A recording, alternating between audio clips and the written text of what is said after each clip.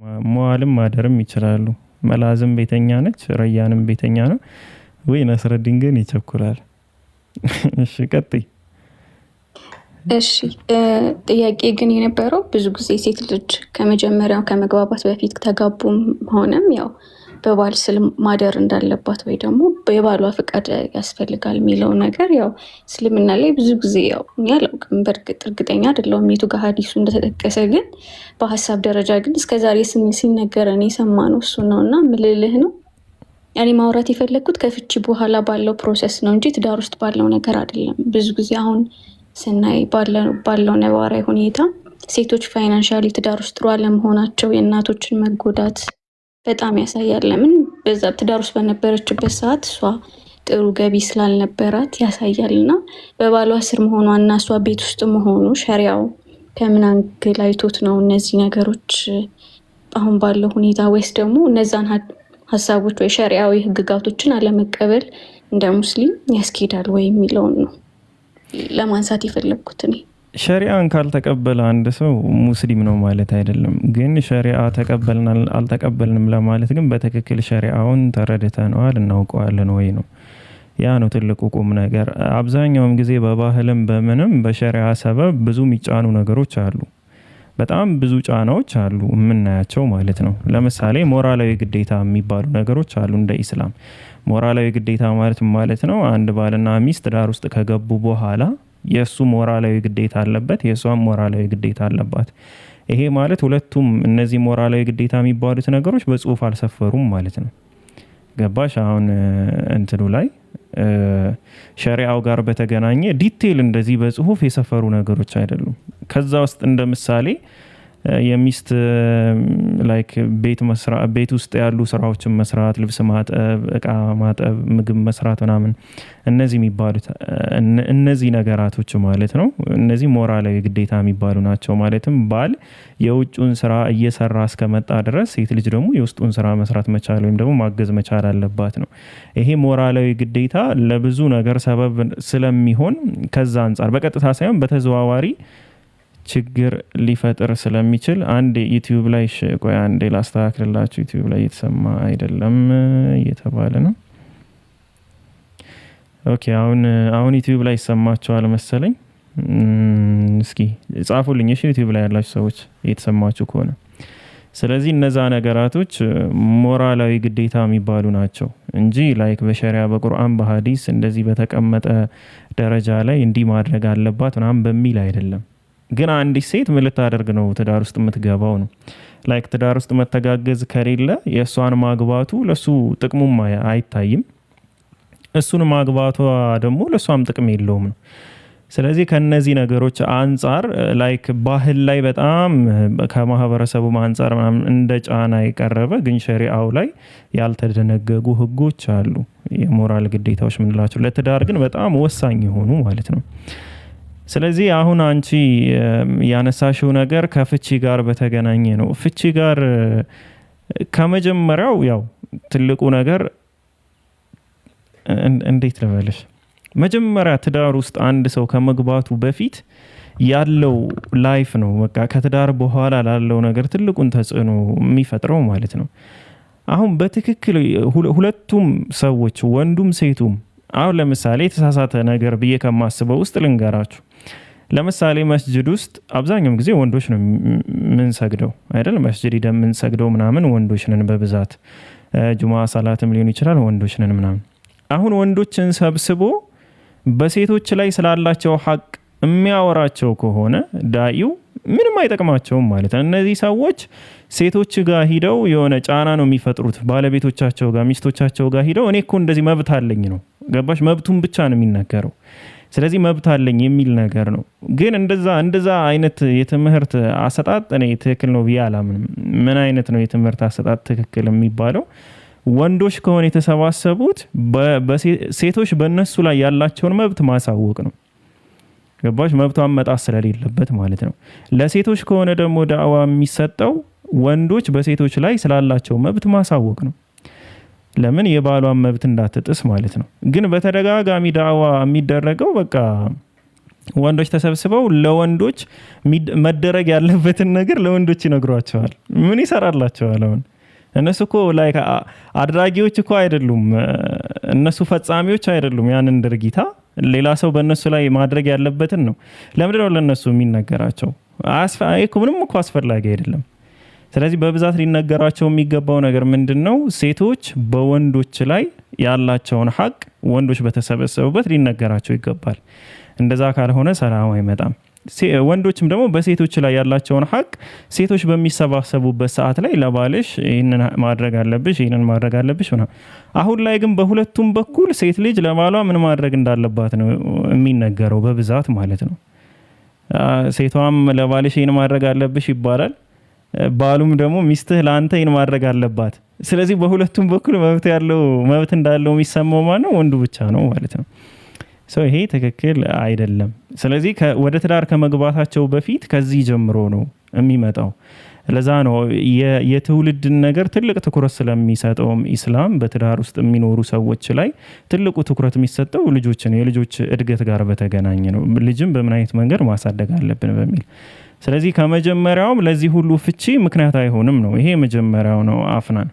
በሁለተኛ ደረጃ ደግሞ አንድ ሰው ወደ ትዳር ከመግባቱ በፊት አሁን ፍቅር ብላችሁ አንድ መፋቂያ ይበቃኛል፣ 300 ብር ይበቃኛል፣ እንደዚህ ሳይሆን ላይክ አሁን ባለው ዘመን ትንሽ ከበድ ያለ ስለሆነ እናንተም ሴቶችም ላይክ ሴት ነው መህር የምትቀበለው፣ ወንድ አይደለም መህር የሚቀበለው። ስለዚህ የተሻለ መህር መጠየቅ ነው። በሁለተኛ ደረጃ ደግሞ መስራት የምትፈልጉ ሰዎችም ከሆናችሁ እሱን እንደ ቅድመ ሁኔታ ማስቀመጥ ነው። ባል መጀመሪያ ወደ ትዳር ከመግባቱ በፊት ወንድ ልጅ ማለት ነው ብዙ ነገሮችን ቃል ልታስገቡት ይገባል። ብዙ ነገሮችን ለምን ከትዳር በፊትና ከትዳር በኋላ ያሉ ሰዎች ብዙ ጊዜ የተለያዩ ሊሆኑ ስለሚችሉ ማለት ነው። ስለዚህ ቃል ታስገቡታላችሁ። ምን አይነት ቃል? እናንተ የምትፈልጉትን። አሁን ስራ ጋር በኋላ ላይ ጭቅጭቅ እንዳይመጣ አንዳንድ ነገሮች እንዳይመጣ።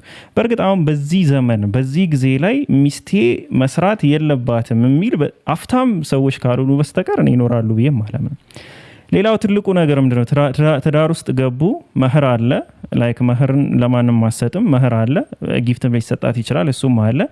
ስራ ብትሰራ ደግሞ ስራዋ የምታገኘው ገንዘብ ላይክ ባልፈቀደም አልፈቀደም የራሷ ብቻ ነው። እሷ ስትፈልግ ብቻ ነው የምታወጣው። ስራው የምትሰራው በባሏ ፈቃድ ይሁንም አይሁንም፣ ግን እሷ ስትፈልግ ብቻ ነው ገንዘቡን የምታወጣው። ኦኬ፣ እሷ ስትፈልግ ብቻ ነው ገንዘቡ የምታወጣው። ለልጆቿ ማውጣት ካለባት፣ ለባለቤቷ ማውጣት ካለባት እንደዛ እሷ ስትፈልግ ነው የምታወጣው። ከዛ ውጪ ያለ እሷ ፈቃድና ፍላጎት አይወጣም ነው። ባል ግን እንደዛ አይደለም። የሚስቱን ነገር ለማሟላትም ግዴታ አለበት ነው። መህር ሰጥቶ ነው የሚያገባት። ከማግባቱ በፊት ብር ይሰጣታል። ላይክ መህር ብርም ላይሆን ይችላል። የምትፈልገውን ነገር እሷ ራሷ የምትወስነው እንደዛ ይሰጣታል። ከገባችን በኋላ ደግሞ ስራም ከሰራች የምትሰራው ገንዘብ ላይ በፍላጎት አሁን ላይ አንዳንድ ዘመን አመጣሽ ነገሮች አሉ 50-50 ምናምን 50-50 እየተባለ ማለት ነው። እንደዛ ታወጣለች። ያ የእሷ ፍላጎት ነው። ከዛ በሚለያዩ ጊዜ ሲባል አላህ Subhanahu Wa Ta'ala ሱረቱል በቀራ ላይ የደነገገው ህግ አለ። ባልና ሚስት በሚፋቱበት ወቅት ላይ ስጦታ ሊሰጣት ይገባል። ያ ማለት ገንዘብ ነው፣ ሌላ የተለየ ነገር የለውም። ስለዚህ ባል ከሚስቱ ጋር በሚለያይበት ጊዜ ላይ አንደኛ የልጆቹ ቀለብ ግዴታ አለበት፣ አልባሳትን ጨምሮ ማለት ነው። ሁለተኛ ደግሞ ለሷ ስጦታ ወይም ደግሞ ገንዘብ የመስጠት ኃላፊነት ይኖርበታል። ስለዚህ ገንዘብ ሰጥተው ይለያያሉ ነው። ግን አሁን ላይ ላይክ ትምህርቱ ከፍቺ ነው የሚጀምረው መሰለኝ። ብዙ ጊዜ ፍቺ ላይ ስላሉ ነገሮች ነው በብዛት የሚወራው። ይሄ ማለት ከትዳር በፊት ባለው ህይወትና ትዳር ውስጥ አንድ ሰው እንዴት መኖር አለበት በሚለው ላይ በቂ ትምህርት አልነበረም ማለት ነው። በቂ ትምህርት የለም። ፍቺው ለዛ ነው የበዛው። በቂ ትምህርት የለም ነው ሰዎችም ከሚኖሩት ህይወት አንፃር። ስለዚህ እነዚህ ነው ያሉት ነገሮች። ግን ከዚህ ሁሉ ነገራቶች ጋርም በተጨማሪ አንድ ሰው ስጦታ የሚሰጣትን በፈቃዱ ነው። እንደዛ ካልሆነ ግን እሷ ስትፋታ ድጋሚ የምትጠይቀው ሌላ ገንዘብ የለም። ለምን ስትኖር አንዲት ሴት ከማግባቷ በፊት የአባቷ የወንድሟ ኃላፊነት ነች። አባቷና ወንድሟ ነው የሚያኖሯት። እሷ መስራት ትችላለች። ብትሰራም ግን እነሱን አታኖርም። እየሰራችም ግን እነሱ እሷን የማኖር ግዴታ አለባቸው እንደ ኢስላም ማለት ነው። ከሰራችም ራሱ ሁለተኛ ከትዳር ስትገባ ደግሞ ጥሎች ተሰጧት ነው የምትገባው። ሶስተኛ በትዳር ውስጥ ከገባች በኋላ አሁን ደግሞ የባለቤቷ ኃላፊነት ነች። በምትፋታ ሰዓት ግን የአባቷና የወንድሟ ነው ድጋሚ ኃላፊነት የምትሆነው። ወይም ደግሞ ወንድ ልጆች ካሏት ወንዶች ልጆቿ በእሷ ላይ ኃላፊነት ይኖርባቸዋል። ስለዚህ እሺ ፈታቸዋለሁ፣ በቃ አቆማለሁ። እሺ በእነዚህ አይነት ነገራቶች ስናይ ሴት ልጅ ላይ ስትወጣ ምንም አለመያዟን ወይም ደግሞ ምንም ኳቲዝም እንደዚህ የሚባለው ነገር ብቻ ስለሚታይ ይሄኛው ቪው አሁን ያወራሁት ቪው ደግሞ በጠቅላላ ማለት ነው በብዛት የማይነገረው ፓርት ነው እና አፍናን መቀጠል ትችላለሽ። ግን ትልቁ ነገር ከትዳር በፊት ወደ ትዳር ከመግባታችሁ በፊት ላይክ ወንዱም ሴቱም ኢሞሽናል አትሆኑ፣ ስሜታዊ አትሆኑ። በደንብ አስቡበት። በደንብ አስባችሁ ለመግባት ሞክሩ። አፍናን ያልተነሳ ሀሳብ ካለ ወይ ጥያቄሽን አላገኘሁት ከሆነ ምናምን እንትን ማለት ትችላለሽ። ሴቶቹ እየበዙ ነው ኮሜንት ስር ላይ እና ለዛ ነው ያቆምኩት። እሺ ጀዛከላ በደንብ መልሰህልኛል። እኔ እንደ ግለሰብ አይደለም የጠየቅኩት፣ እንደ ማህበረሰብ እንደ ሙስሊም ማህበረሰብ ነው የጠየቅኩት። ያው ከማየው አንጻር ምናልባት ሙስሊም ሴቶች ከተፈቱ በኋላ የሚታዩት ፋይናንሻሊ ችግሮች እና የህይወት ትልልቅ ከባባድ ህይወት የሚያሳልፉት ነገር የባህል ተጽዕኖ ብቻ አይደለም፣ ሸሪዓዊውም ወይ ደግሞ ካስተምሮት ጋር የተያያዙ ችግሮች አሉ በደንብ። እሱን ደግሞ በደንብ መሬት ላይ ይታያል። ምናልባት እናንተ አላጋጠማችሁም ይሆናል እንጂ እና እኔ በደንብ ማወቅ የፈለግኩት ለዛ ነበር። ማለት ሴት ልጅ አለመስራቷ ነው ትዳር ውስጥ ከዛ በኋላ እንደዚህ አይነት ከባባድ ነገሮችን እንድታስተናግድ ያደረጋት። ያ ሁላችንም እንደ ሙስሊም ስለሚመለከተን ይህን ጥያቄ ጠየቅኩት። አመሰግናለሁ። እሺ የመጨረሻው ጥያቄ ቆይ ለኡማው ነው። አሁን ለተናገርሽው መሰረት ለኡማው ነው። ኡማው መጣ፣ ኡማው ተነሳ፣ ኡማው ለመውቱ ቆመ እያልሽ በተደጋጋሚ ማለት ነው ለኡማው ነው የምትከራከሪው። ማሻአላህ። ትልቁ ነገር ወንድ ልጅ ኃላፊነቱን እየተወጡ አይደለም ነው። ወንዶች እንደ ወንድ ያለባቸውን ኃላፊነት እንደ አባትም እንደ ልጅም እንደ ወንድምም እንደ ባልም እየተወጡ አይደለም። ግን ወንዶች ብቻ አይደለም፣ ሴቶችም ደግሞ በጣም እየተወጡ ያልሆነበት ጊዜ ላይም አለ። አረ ምንድነው ሰዎች ዛሬ ቀን ልቤ ነው ያመመኛለሽ። ቀጥ ወደ ሶስተኛው ጥያቄሽ እና ወንዱም ሴቱም ኃላፊነቱን ቢወጣ አሁን ላይ እዚህ ቁጭ ብለን ስለ ትዳር ስለ ፍቺ አናወራም ነበር። በብዛት ፍቺ አይነሳም። ፍቺ በብዛት በጣም ከባድ ነገር ስለሆነ ነው የተጠላ ሆኖ ግን የተፈቀደ ነገር የሆነው በኢስላም። ፍቺ በብዛት የሚከናወን ነገር ስላልሆነ እና ከባድ ነገር ስለሆነ አንድ ሰው ከልጅነቱ ጀምሮ በተርቢያ ቢያድግ አንድ ወንድ ማለት ነው ኃላፊነቱን እያወቀ ቢያድግ፣ ሴት ልጅ ደግሞ ሀያ ቢኖራት ላይክ ሀያ ማለት ካለባበስ ጀምሮ ከባህሪ ጀምሮ ምናምን ይሄ አርቲፊሻል ነገሮች ባይበዙ ገባቸው። ከዚህ በፊትም እንዳልኩት ወንዱ ውሸታም የሆነበት ሴቷ የሜካፕ ሰው የሆነችበት ምክንያት እድገታችን ነው። በቃ እሷ በጆሮዋ እሱ በአይኑ ስለሚባል፣ ስለዚህ እነዚህ አይነት ነገራቶች ቢኖሩ ኑሮ ከመጀመሪያው ተርቢያው ቢኖር አሁን ላይ የፍቺ ጥያቄ በዚህ ደረጃ ከባድ ሆኖ አይታይም። ወንድም ደግሞ ሌሎች ሴቶችን የሚያይበት እድል አይኖርም ነበረ። ቀጥይ። ውሃ ጠጥቻለሁ። እሺ ይዤ ነው የተቀመጥኩትና ከውሃ አይደለም። እሺ ቀጥይ። ወይኔ ስንት ይቀጥላል ዛሬ። የመጨረሻው ጥያቄ ማለት ጂኒዎች ማለት ነው። ማለት ሰይጣን ያው የባህሪ ስም ነው ስለሚባል ሸይጣን ውስዋስ ብቻ ከሆነ እንዴት ነው ፊዚካሊ አታክኛን የሚያደርጉን? ማለት የምንታመመው ብዙ ነገር የምንሆነው በእነሱ ምክንያት ለምንድን ነው? ከመወስወስ የዘለለ ስልጣን አለው እኛ ላይ ማለት ነው፣ ስጋችን ላይ ያው አለው ስትይ የሆነ 1% አደረግሽው። ሰይጣንን ተወው፣ ያው አንተን አንበለው፣ አናድክሞ በየቦታው እየጠራን ጂኒ ወደሚለው እንመለስና ጂኒ እንዴት ነው በእኛ ላይ ስልጣን ሊኖረው የቻለው ነው? ሲጀመር ጂኒ እኮ በእኛ ላይ ስልጣን የለውም። ከመሰረቱ በእኛ ላይ ዝም ብሎ ስልጣን የለው። አሁን አብዛኞቹ የምታዩቸው ሲህር ናቸው። ሲህር ማለት ጂኒዎች በእኛ ላይ ስልጣን ኑሯቸው ሳይሆን ሰዎች በእኛ ላይ የሚያደርጉት ነገር ነው። ከማን ጋር በመተባበር ከጂኒዎች ጋር በመተባበር ማለት ነው።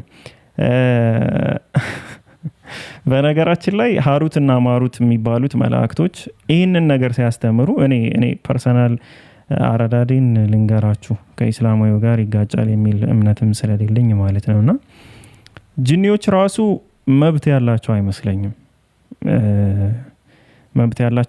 አሁን ብላክ ማጂክ የምንለው ነገር ላይ ስንገባ ልክ የሰው ልጅ ተገዶ እንደሚገባበት ጂኒዎችም ተገደው የሚገቡበት ነው የሚል እምነት ነው ያለኝ። ባይሆን ኑሮ ለምሳሌ አሁን ሲህር አለ። የሲህር ስራ ሲህር የተተበተበበት ቦታ ምናምን ታውቆ ያ ነገር ተቆፍሮ ወጦ እስካልፈረሰ ድረስ ጂኒው ሊሞት ይችላል፣ እዛው ላይ ሊቀጠቀጥ ይችላል፣ እዛ እየተቃጠለ ሊኖር ይችላል። መውጣት ግን አይችልም።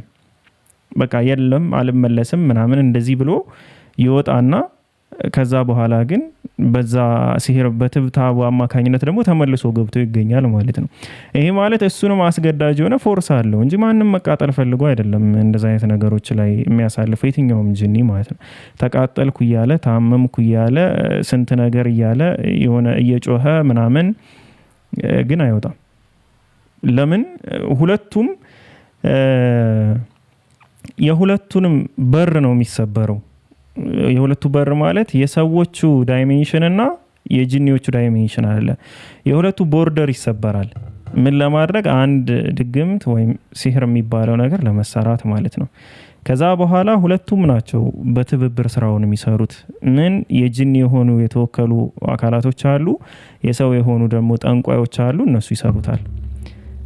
ይሄ ተራው ሂዶ የሚውለው የሚገባው ምናምን ጂኒ ከሚሰሩት ውስጥ ሳይሆን የእነሱ ተላላኪ ነው።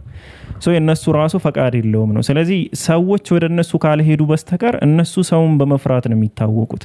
ሱረቱል ጂኒ ላይ ራሱ ምንድን ነው? ከሰዎች የሆኑ ወንዶች በጂኒ በሆኑ እንትኖች ተመኩ። ዋሻ ውስጥ በገቡ ሰዓት ላይ በቃ በዚህ ዋሻ ጂኒ እጠበቃለሁ የሚል መመካትን ያዙ።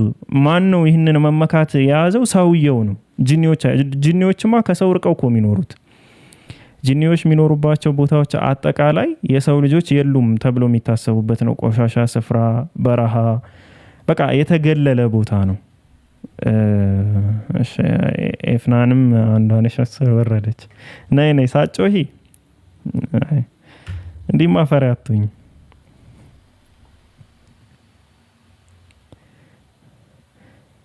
አፍናን አለሽ? አንድ ቁጥር ጻፊ ካለሽ። እሺ በቃ ይቅር። ነስረዲን አለ አለሁ። እንትን ጥያቄ እንትን ነበረ። የመርየም ስም የሴት የመርየም ስም ብቻ ነው ቁርአን ላይ የተጻፈው? በቀጥታ ማለት ነው። ምክንያት ይኖረዋል የሷ ስም ብቻ የመጻፉ? በሷ ላይ ነው ትልቁ ቅጥፈት የተቀጠፈው፣ በመርየም አለይሃ ሰላም ላይ ነው። ቁርአን ስሞችን በመጥራት ላይ ፋሚሊየር አይደለም። ማለትም ስሞችን በብዛት አያነሳም። አሁን ትልቅ የሆነ ችግር የተፈጠረባቸው ሁኔታዎች ካልሆነ በስተቀር ስሞችን አያነሳም። ስለ ሐዋ ሲያወራ የአደምም ከአደምም ነፍስ ፈጠራት ከሷ መቀናጇን እያለ ነው የሚያወራ። ሐዋ ብሎ አይጠራም። ስም መጥራቱ አለመጥራቱ ብዙ ጊዜ ከማላቅ ከማሳነስ ጋር የሚወስዱ ሰዎች አሉ። ያ በጣም ስህተት ነው።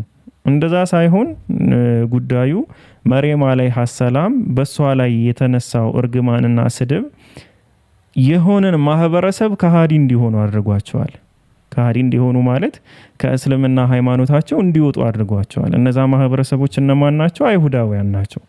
በሷ ላይ በመቅጠፋቸው፣ በሷ ላይ በመሳደባቸው ምድር ላይ ነቢያችን ሰለላሁ ዐለይሂ ወሰለም በነበሩበት ጊዜም መከፋፈል ያለባቸው ትልልቅ ሰዎች ማለት ሁለቱ ሰዎች ናቸው፣ መርየምና ኢሳ አለይሂ ሰላም፣ በክርስትናና በአይሁዶች በኩል ማለት ነው። ስለዚህ የሁለቱም ስሞች ሊጠራ ይችላል። በዛ አንጻር የሷ ስም መጠራቱ ከነዚህ ከታሪካዊ ሁኔታዎች ምናምን አንጻር ግዴታና አስፈላጊ ሆኖ ስለተገኘ እንጂ የሆነ ያላትን ክብር በስም መደገፍ እንደዛ አይነት ነገርም አይደለም። እንደዛ ተደርጎ በሙስሊሙም በክርስቲያኑም ዘንድ ሲታሰብ ያለውና ያላት ክብር በስራዋ ያገኘችው ነው። ስሟ የተጠቀሰ ግን ክብር ስላላት ወይም ደግሞ በዛ በስራዋ ምናምን ሳይሆን የስሟ መነሳቱ አስፈላጊ ሆኖ ስለተገኘ ነው። እሺ ነስረዲን ተመልሶልኛል።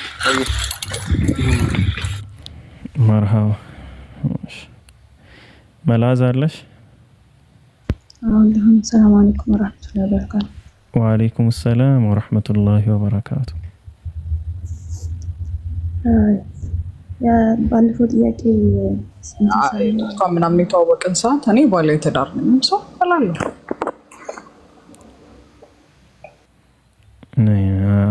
አሁን ወልጃለሁ ሳትይ ውረጅ። ባለ ትዳር ነኝ። እሺ ቀጥይ መላዝ። ሰው ስትዋወቅ ባለ ትዳር ነኝ እላለሁ አለች። ወልጃለሁ ትላለች። አሁን ትንሽ እናወራት። ቀጥይ መላዝ ቀጥይ። እሺ ያ ባለፈው ትንሽ የተቋረጠው ጥያቄ ማለት ነው መጨረሻ ላይ ጠየቅኩት። ነብዩ ሰለላሁ ዐለይሂ ወሰለም አሊ ረዲየላሁ ዐንሁ የአቡ ጀህልን ልጅ ሊያገባ ሲል የከለከሉበትን ሐዲስ አላውቀውም። የማንን ልጅ ነው ያልሽኝ? የአቡ ጀህልን? አዎ። እሺ ምን ጋር የተገናኘ ነው ክልከላው የነበረው ሪዝኑ? ሐዲሱን ትነግሪኛለሽ ቁጥሩን? እሺ ሰሂህ አልቡኻሪ 2375 2375 ነው።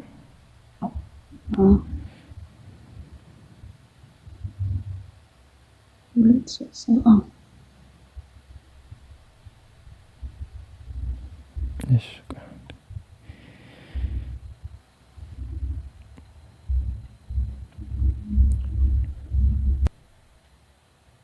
ክርስቲያኖች ካላችሁ ሪኩዌስት ላኩ።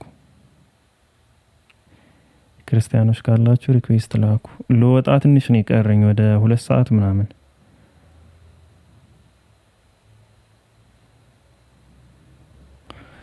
ስለዚህ ሳላርግ በፊት ተጠቀሙብኝ።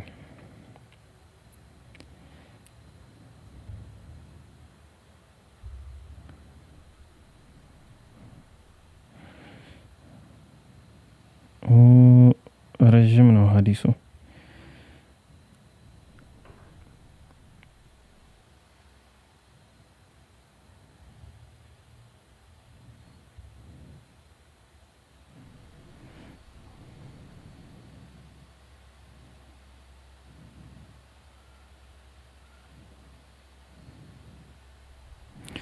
ሓደ ጊዜ ጽንሒሽ ትግርኛ ትዛረባለህ?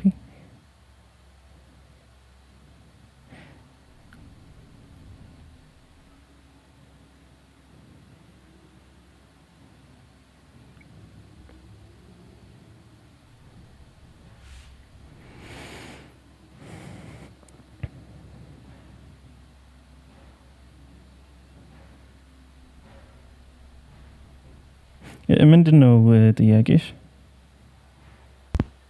እኔ ጥያቄው ማለት ነው የተከለከለበት ምክንያት የአቡ ጀህል ልጅ ስለሆነች ነው ወይስ ደግሞ ቆይ እስኪ እኔ አሁን ካሁኑ ሐዲስ ስለ ትዳሩ እያየው አይደለም እያገኘው አይደለም።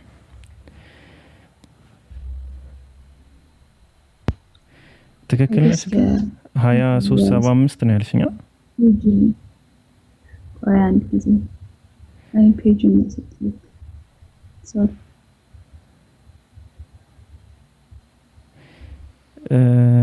እሺ አልጨረስኩትም፣ ግን ከላይ የሚያወራው ስለ ፋጢማ ትዳር እንደሆነ ነው የሚታየኝ።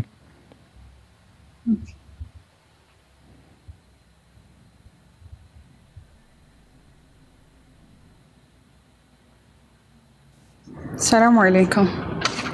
ትዳር ደግሞ ማይኬ መከፈቱን አላየሁም ታውቃለህ። አይ ጥሩ ነው፣ ብዙ ኢንፎርሜሽን ሰው ጋር ተዳርሷል። አይ እኔ ባለትዳር ነኝ፣ ሁሌ የምናገረው ነገር ነው። ግን እንዴት ይታያል ተብሎ ተጠየቂ እየተከራከር ለካ ማይኬ ክፍት ነው።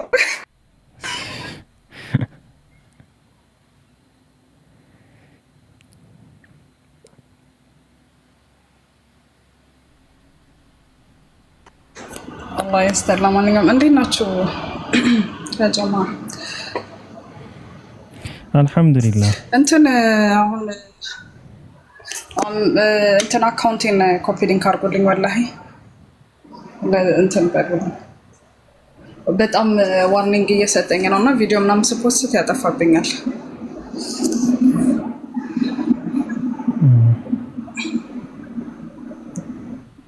እና ኮፒ ሊንክ ምናምን አድርጎ ያላወቅን በሰበብ እኔ ባለ ትዳር ነኝ።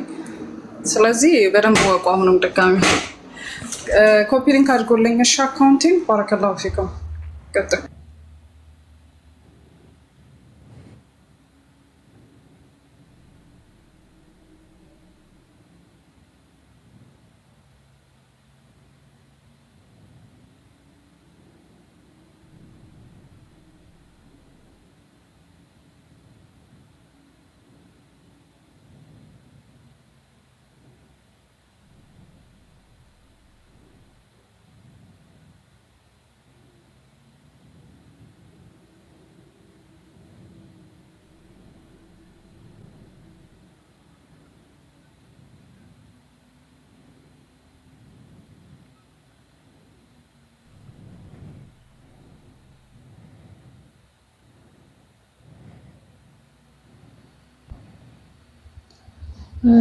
እኔ የእንትኑ ምንድን ነው ሰፍሐውን የነገርኩህ 5230 ነው የሐዲሱ ቁጥር።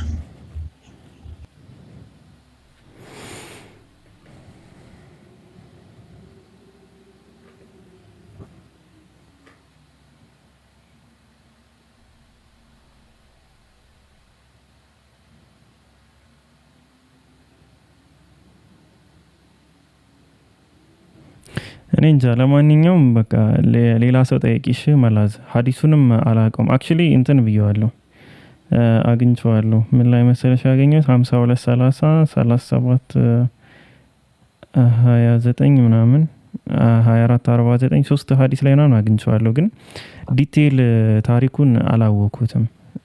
በኑ ሂሻም እስኪ ቢን አልሙጊራ ሪኩዌስት ለሚቶ but I don't give permission and will not give permission unless I am طالب divorce. አዎ ልጄን ፈቶ ሌላ ለማግባት እስካልፈለገ ድረስ ሁለተኛ ሚስት አድርጎ የአቡ ጀህል ልጅ ስለሆነች አይደለም ሪዝኖሽ እዚህ ጋር የተቀመጠው መላዝ ቡኻሪ ላይ 5230 ላይ ያለው ሪዝን ፋጢማ ስለማትፈልግ ደስተኛ ስለማትሆን እሷን የማያስደስታት ነገር እኔን አያስደስተኝም የሚል ሪዝን ነው የተቀመጠው።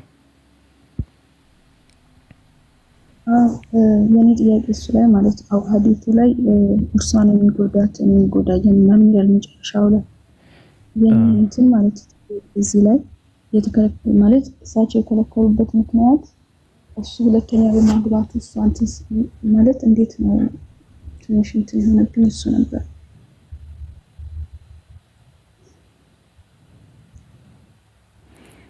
እሺ በተረዳሁት መንገድ ላውራሽ ስላልገባኝ ማለት ነው። በተረዳሁት መንገድ ምንድነው በመጀመሪያ ደረጃ ጠቅለል አድርገን ይየውና እንደ ኢስላም አላህና ነቢያችን ሰለላሁ ዐለይሂ ወሰለም የፈረዱትን ፍርድና ብያኔ ነው የምንቀበለው። እሺ እናንተንም አላረጋችሁም። ስለዚህ ነቢያችን ሰለላሁ ዐለይሂ ወሰለም ለልጃቸው የሚፈልጉትን ነገር ወሰኑ። በቃ እኔ አልፈልግም አሉ። ገባሽ? እኔ አልፈልግም አሉ። ለምን ፋጢማን የሚያስከፋት ነገር እኔንም ያስከፋኛል። ስለዚህ አሊ ሌላ ሚስት ማግባት ፈልጎ ከሆነ ፋጢማን ፈቶ እስካልሆነ ድረስ ሌላ ሚስት እንዲያገባ እኔ አልፈልግም አሉ። ይሄ አባትየው በፋጢማ ጋር በተገናኘ በልጃቸው ጋር በተገናኘ አንድ አባት የማይፈልገውን ነገር ነው እየተናገሩ ያሉት። ሃይማኖታዊ ብያኔም እንደዛም እንኳን ልትወስጂ ትችላለሽ፣ ግን እንደዛ ብያኔ ራሱ አይደለም ሐዲሱ ላይ ከአንድ አባት ይሄ ክልክል ነው፣ ይሄ በሸሪዓ አይፈቀድም፣ ይሄ እንትን ነው ሳይሆን እኔ አልፈልግም ነው ያሉት። ገብቶሻል ሐሳቡ ማለት? አሁን እኔ ልጅ ቢኖረኝ አልፈልግም ማልኩ ማለት በሸሪዓ አይፈቀድም ማልኩ ማለት አይደለም። አብዛኛውም ሰዎች አክቹሊ ወላጆች በተለይ አባቶች አይፈልጉም። እኔ ራሱ በቅርብ ማቀው ሰው አለና አሁን ሜቢ የሰማች ከሆነ ይገባታል። ባሏ ሁለተኛ ሊያገባ ሲል አባቷ ፍቺው ነው ያላት። በቃ ፍቺውና ነይ ወደ ቤትሽ ቀጥ ብለሽ ነው ያላት። አልፈታችውም።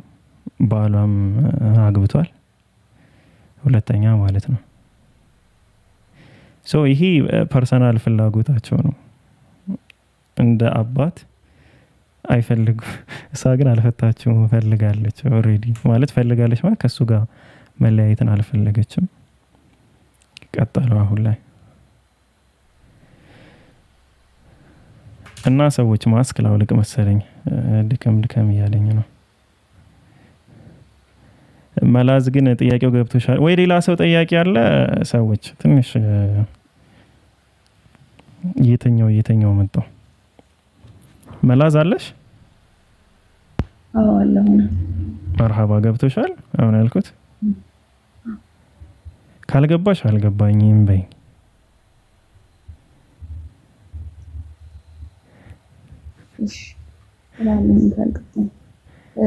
እሺ አይሰማም ድምጽሽ መላዝ።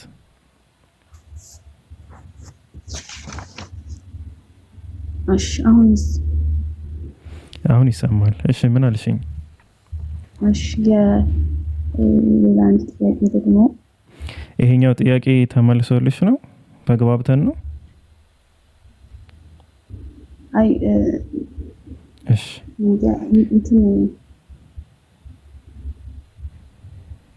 እሺ ካልገባሽ በቃ ከሌላ ሰውም መጠየቅ ትችያለሽ፣ ችግር የለውም። ምን አልሽኝ? ወይ እየተላለፍን ነው። እሺ መርሃባ። እኔ ጋር ነው ሰዎች እኩል ነው እያወራን ያለ ነው እና እኔ ነው የሚዘገይብኝ እሷ ነው የሚዘገይባት? ኔትወርኩ ከእሷ ነው። ፒኬ ትንሽ ረፍት አድርገው የካሜራውን አዞረውና ኡስታዝ ጃማል ምናምን ካለ ገብቶ እሱ ይመልስ። አንተ ትንሽ ረፍት።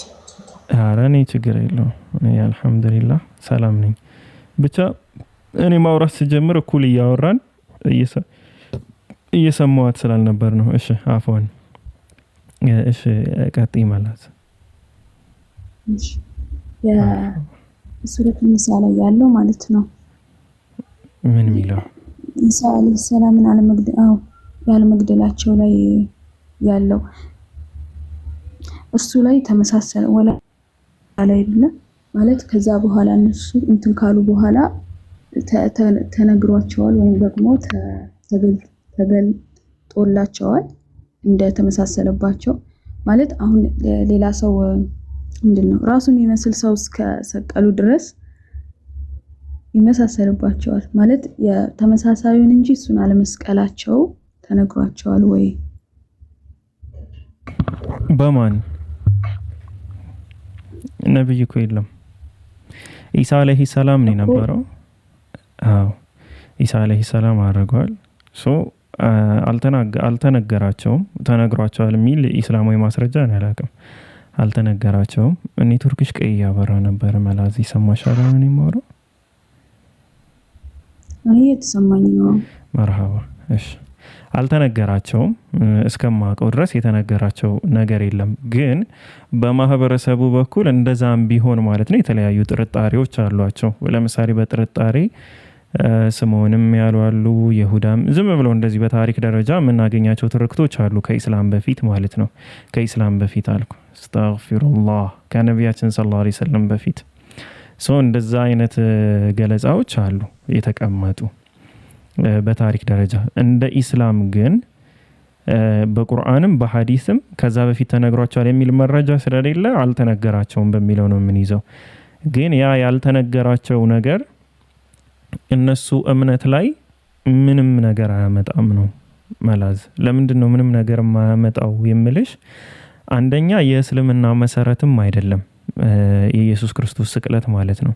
ኢሳ አለይሂ ሰላም ቢሰቀልም ባይሰቀልም እነዚህ ሰዎች ወደ ኩፍር አይገቡም። ተሰቀለ ብለው ቢያምኑም ባያምኑም ኩፍር ደረጃ የሚያደርሳቸው ነገር አይደለም።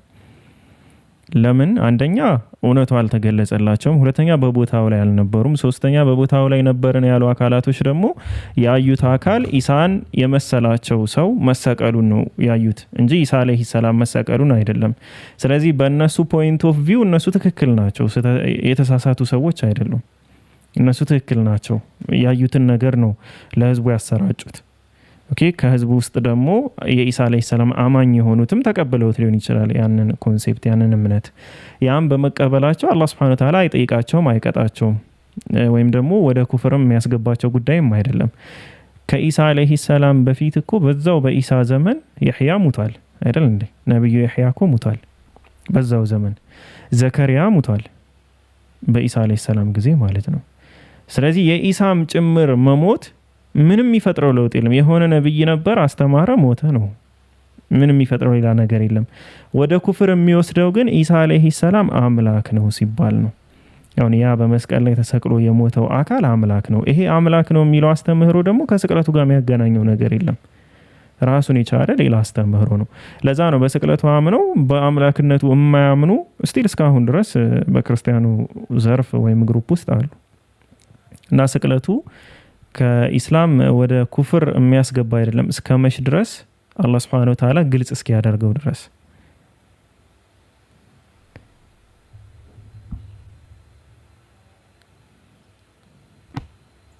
እሺ አንድ ጥያቄ ጀምር እንትን من قال لا اله الا الله وحده لا شريك له له الملك وله الحمد يحيي ويميت وهو على كل شيء قدير كان كما نعتقى 4 من ولد اسماعيل የሚለው ማለት ይሄንን ያለ ከኢብራሂም ልጆች 4 ነፃ እንዳወጣ ነው የሚለው ማለት እንዴት ነው ነፃ? ይሄን ትንሽ አልገባኝም። እሺ አሁን ያልሽውን ሐዲስ አላቀውም። አንቺ አሁን ባልሽው አማርኛ መሰረት ግን ለምሳሌ የሆነ ኸይር ስራ ቁርአን ላይ ተጠቅሶ ያን ኸይር ስራ የሰራ ሰው ይሄንን ያክል ባሪያ ነፃ እንደወጣ ነው ተብሎ ይቆጠራል። ላይክ አጅር ማለት አሁን አንቺ ባልሽው አማርኛ ነው እንጂ ሐዲሱን አንብቤውም አይደለም። አሁን እንደተናገርሽው ከሆነ ማለት ነው ሶ ያ አጅር ነው፣ ደረጃውን ነው የሚያሳየው። ይሄንን ነገር እንዲህ እንዳደረገ ይቆጠርለታል ማለት ደረጃና አጅሩን ነው የሚያሳየው የምንረዳው አሁን አንቺ ባልሽው መሰረት።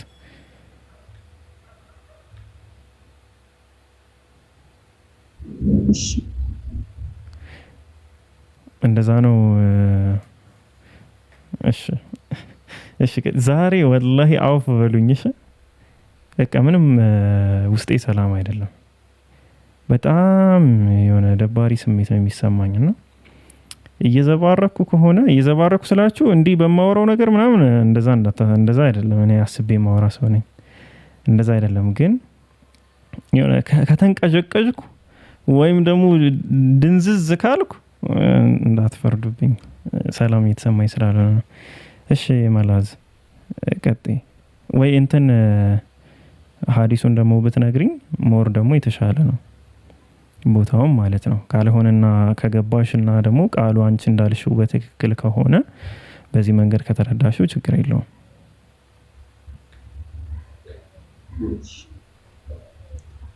አይ ግልጽ ማለት እኔ የእስማኤል ልጆች ሲል ራሱ ከእስማኤል ካሉት ልጆች 4 ልጆች ነው ወይ እንዴት ነው ነገር ነው የሚነገረው ነበር? መርሃባሽ እንደዛ ከሆነ አይ ቲንክ ክሊር ይመስለኛል። ኤላ ሰጥቻለሁ። እሺ የገስት ስልጣን ሰጥቻለሁ። ሼጄ እኔ ስንቴ እንደማስገባው እርሶን ሰውዬ አላውቅም። ይወርዳሉ አስገባዋለሁ ይወርዳሉና ኔትወርኩም መሰለኝ። እሺ መላዝ ሌላ ጥያቄ አለ? ይወርዳሉ አስገባዋለሁ ይወርዳሉ።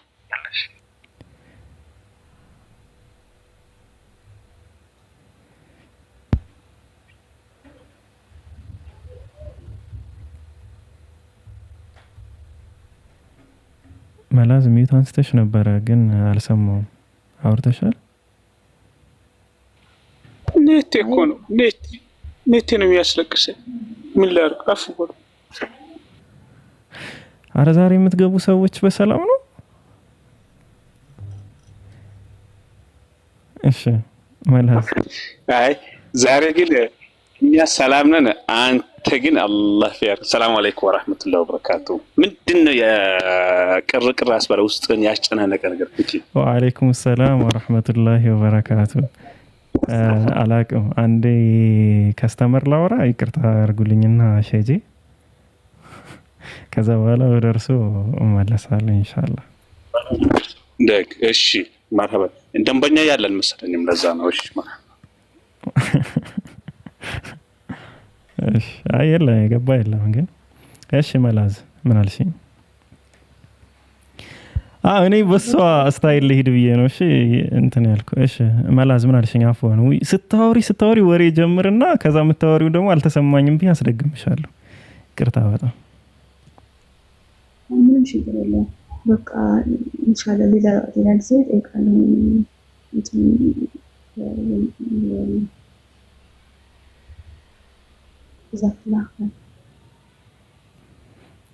አሚን። እሺ ወያኪ እሺ ሸይጄ ቀጥሉ።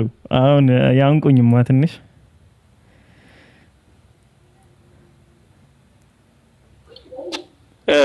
ማንቃት ሲባል ሁለት አይነት ነው። በተኙበት ማንቃትና የትኛ ሰው ማንቃት ይባላልና እርሶ ቁጭ ብለው ነው ያሉት፣ አልተኙም። እንዴት አድርገን ነው የምናነቀው? እኔ አላውቀውም ይሄን ነገር እኔ አላውቀውም። እሺ ማለት መክፈሉ ጥሩ ነው። አይ ክርስቲያኖች ስላልገቡ ይመስለኛል አልነቀው። ግን እንትን ነው ብቻ አልহামዱሊላህ حمدا كثيرا طيبا مباركا فيه واشهد ان لا اله الا الله እዚሁ ኹጥባ እንጀምር። ደግሞ አይ ተውት፣ ስለ ኹጥባ አላወራም እንዳስጣላልክ እንዳልባል። እሺ እና ሼጄ በዛ ምክንያት ነው ብሎታለሁ። እንትን ሜምበር ሁኑ። እሺ እየነካችሁ ምናምን ሜምበር ሁኑ። ሜምበር ያልሆናችሁ ሰዎች ሜምበር ሁኑ። 410 ሰው ይታየኛል። ከ410 ሰው ውስጥ ደግሞ ፎሎ ያላደረጋችሁ ሰዎች ካላችሁ እኔም ብቻ ነጥላችሁ ፎሎ አድርጉኝ። ሌላ ፎሎ ማድረግ አይፈቀድም እዚህ ቤት። እኔም ብቻ ነጥላችሁ ፎሎ አድርጉኝ። ጥያቄ ያላችሁ ሰዎች አንድ ቁጥር ጻፉ። አልহামዱሊላህ አሁን እንደምታዩት ነው፣ ላጓራ ነው ትንሽ ነቃ ነቃ ብያለሁ። ጥያቄ ያላችሁ ሰዎች አንድ ቁጥር ጻፉ ከታች። መርሐባ። አንድ ቁጥር የሚጽፉትን ደግሞ በማስገባት ተባበሩን።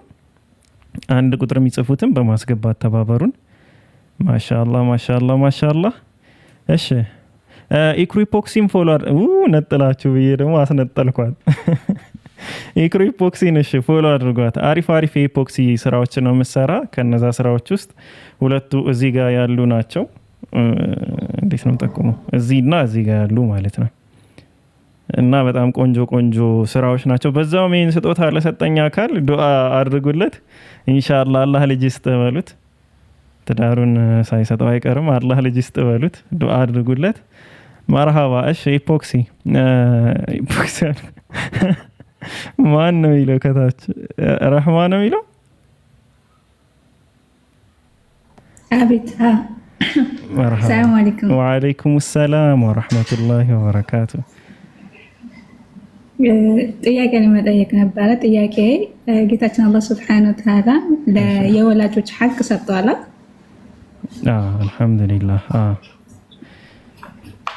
ኦኬ አሁን እኔ ሙስሊም ነኝ ወሊላሂ አልሐምድ። ግን ጓደኞቼ ወይንም ሌላ ለኔ ቅርብ የሆኑ ክርስቲያን ወይንም ሰለምቴዎች ካሉ ማዞራ ወይንም ፋዞራ ልክ አሁን ፋዞራን ተው እናቷ እኔ ጋር አግባብታ ምናምን ዝም ጥያቄ እኮ ነው እኮ ጥያቄውንማ ገባኝ፣ መልሱን አልረቀው።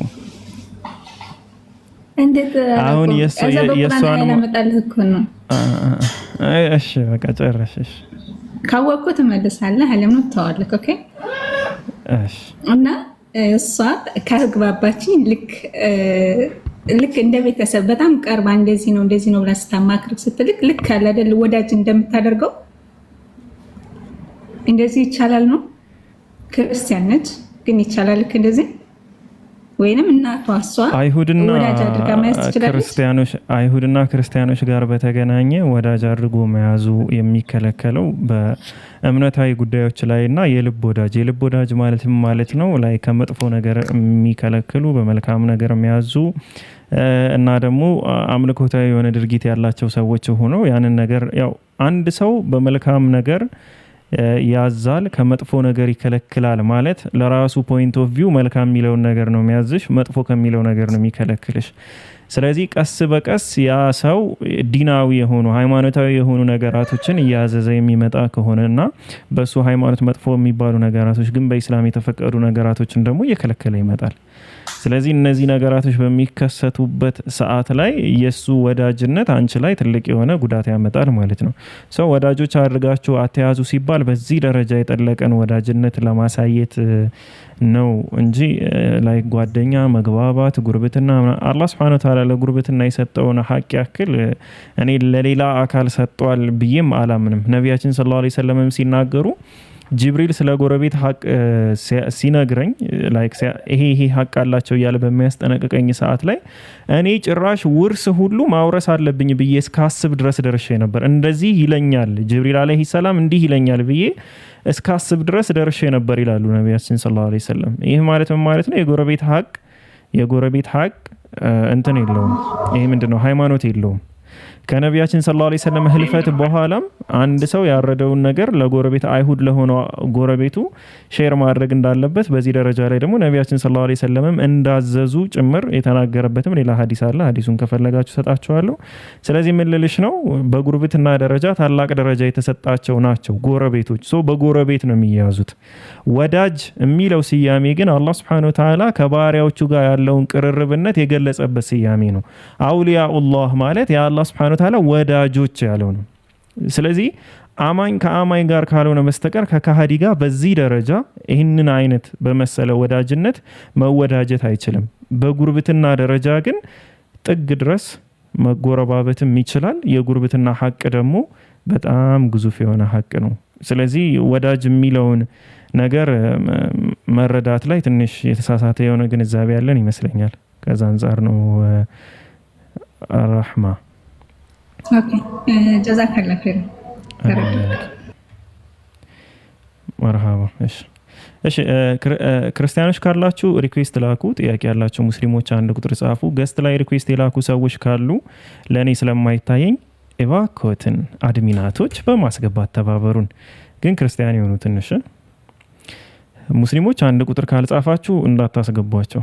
አንድ ቁጥር ካልጻፋችሁ እሺ ወይ አሁን በአሁኑ መሰረት ማለት ነው።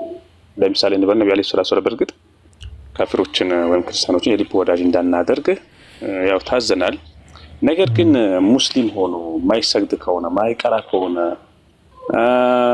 ስካራም ከሆነ ስርዓት ከሌለው የዚህ ሰው ከነዛ ሰዎች የተለየ ነገር አለ ወይም ደግሞ እነዚህ ሰዎችን የልብ ወዳጅ ማድረግ ይቻላል ወይ? አድማጮቻችን እባክዎ ያሉበት ቤት የፒኬ የታላቁ አብርሃም ቤት ነው። የሁሱ ቤት መስሎት ከሆነ ተሳስተዋል። እባክዎ እንደዚህ አይነት ጥያቄ ካለዎት ወደ ሁሱ ሂደው በመጠየቅ ይተባበሩን። ጀዛኩሙላሁ ኸይረን። እሺ እኔ አላውቀውም ሸጂ አሁን ያሉትን ነገር እኔ አላውቀውም። ሊሆንም ላይሆንም ይችላል። እኔ አላውቀውም ከምን አንጻር ይታያል። እኔ በመነጽር አይቼው አልተረዳሁትም። እሺ እሙ ገብተሻል። አይሁድ ጎረቤት ጋር በተገናኘ ጃሚዓ ትርሚዚ ላይ ወደ 10 ሐዲሶች ላይ ተዘግቧል። ጃሚዓ ትርሚዚ ሐዲስ 1943ኛው ሐዲስ ላይ አብዱላህ ቢን ዑመር ሳይሆን አብዱላህ ቢን አምር በግ አርዶ ነበረ ለቤተሰቦቹ ማለት ነው። ከዛ በኋላ ከውጭ ደርሶ በሚመጣ ሰዓት ላይ ምን ብሎ ጠየቃቸው? እነዚህ የኛ ጎረቤት ለሆነው አይሁድ የበግ ስጋ ልካችኋል ወይ ብሎ ጠየቀ። ለኛ ጎረቤቶች ለሆኑት ማለት ነው። እንግዲህ ጉርብትና የሚባለው በፊት 10 በኋላ 10 በቀኝና በግራ ያሉ 10 ቤቶች ነው። ምክንያቱም ማለት ሲናገር ልካችኋል ወይ ብሎ ከጠየቀ በኋላ ምክንያቱም ነቢያችን ሰለላሁ ዐለይሂ ወሰለም እንዲህ ሲሉ ሰምቻለሁ፣ ጅብሪል እኔን በተደጋጋሚ መጥቶ ስለ አይሁድ ጎረቤቶቼ ጠየቀኝ።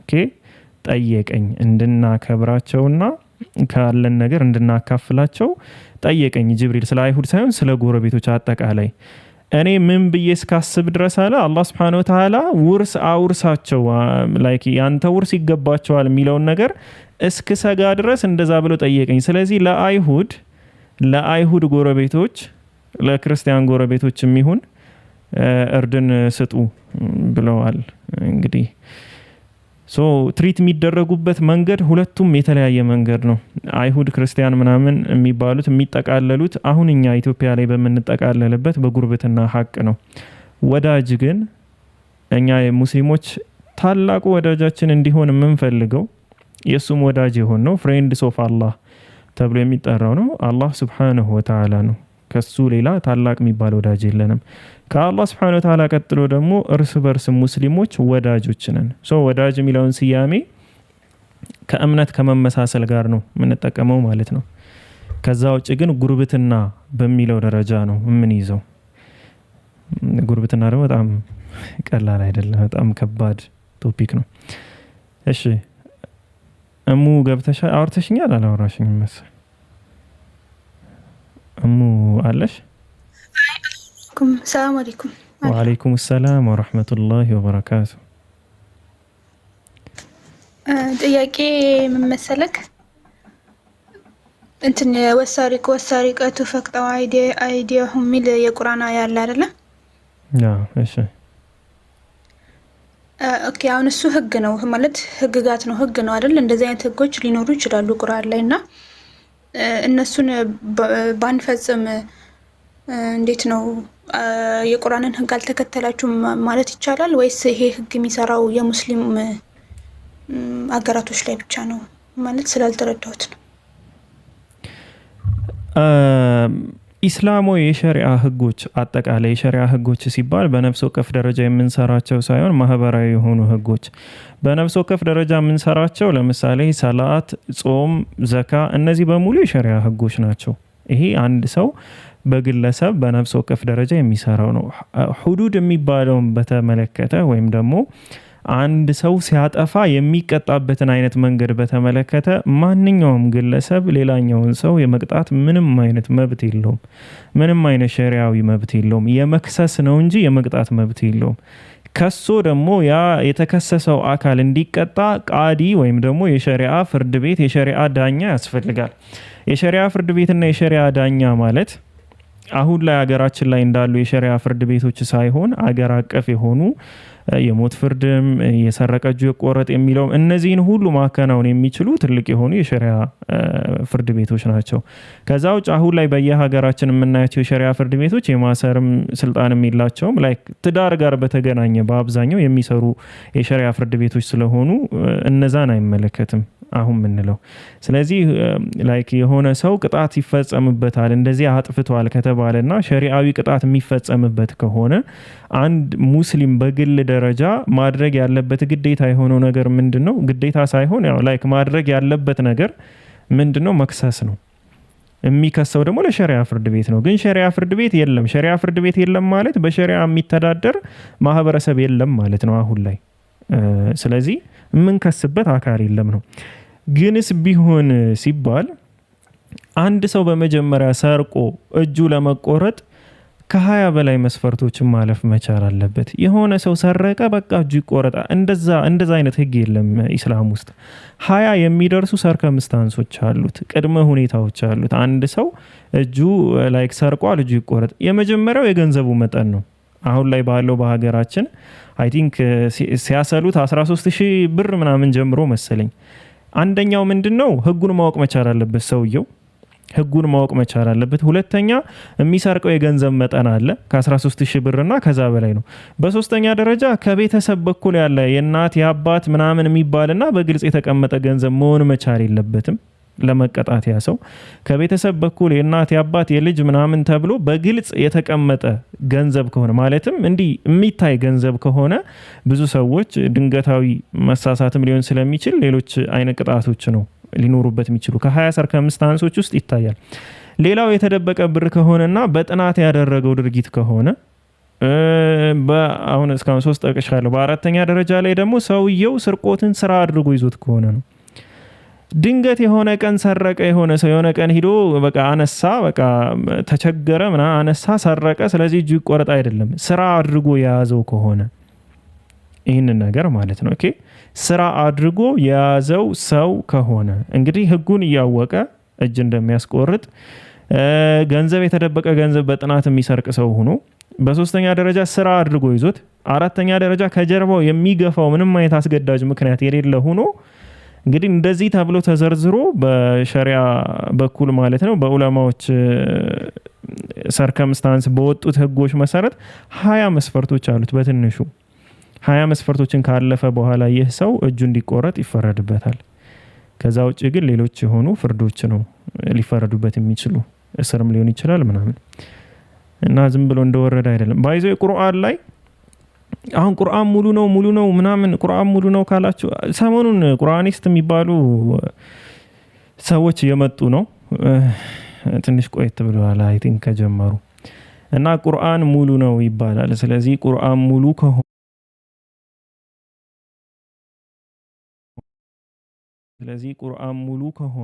ቁርአን ሙሉ ከሆነ ሐዲስ ለምን ያስፈልጋል አይነት ነገር የሚያወሩ አሉና ቁርአን ደግሞ ያው ግልጽ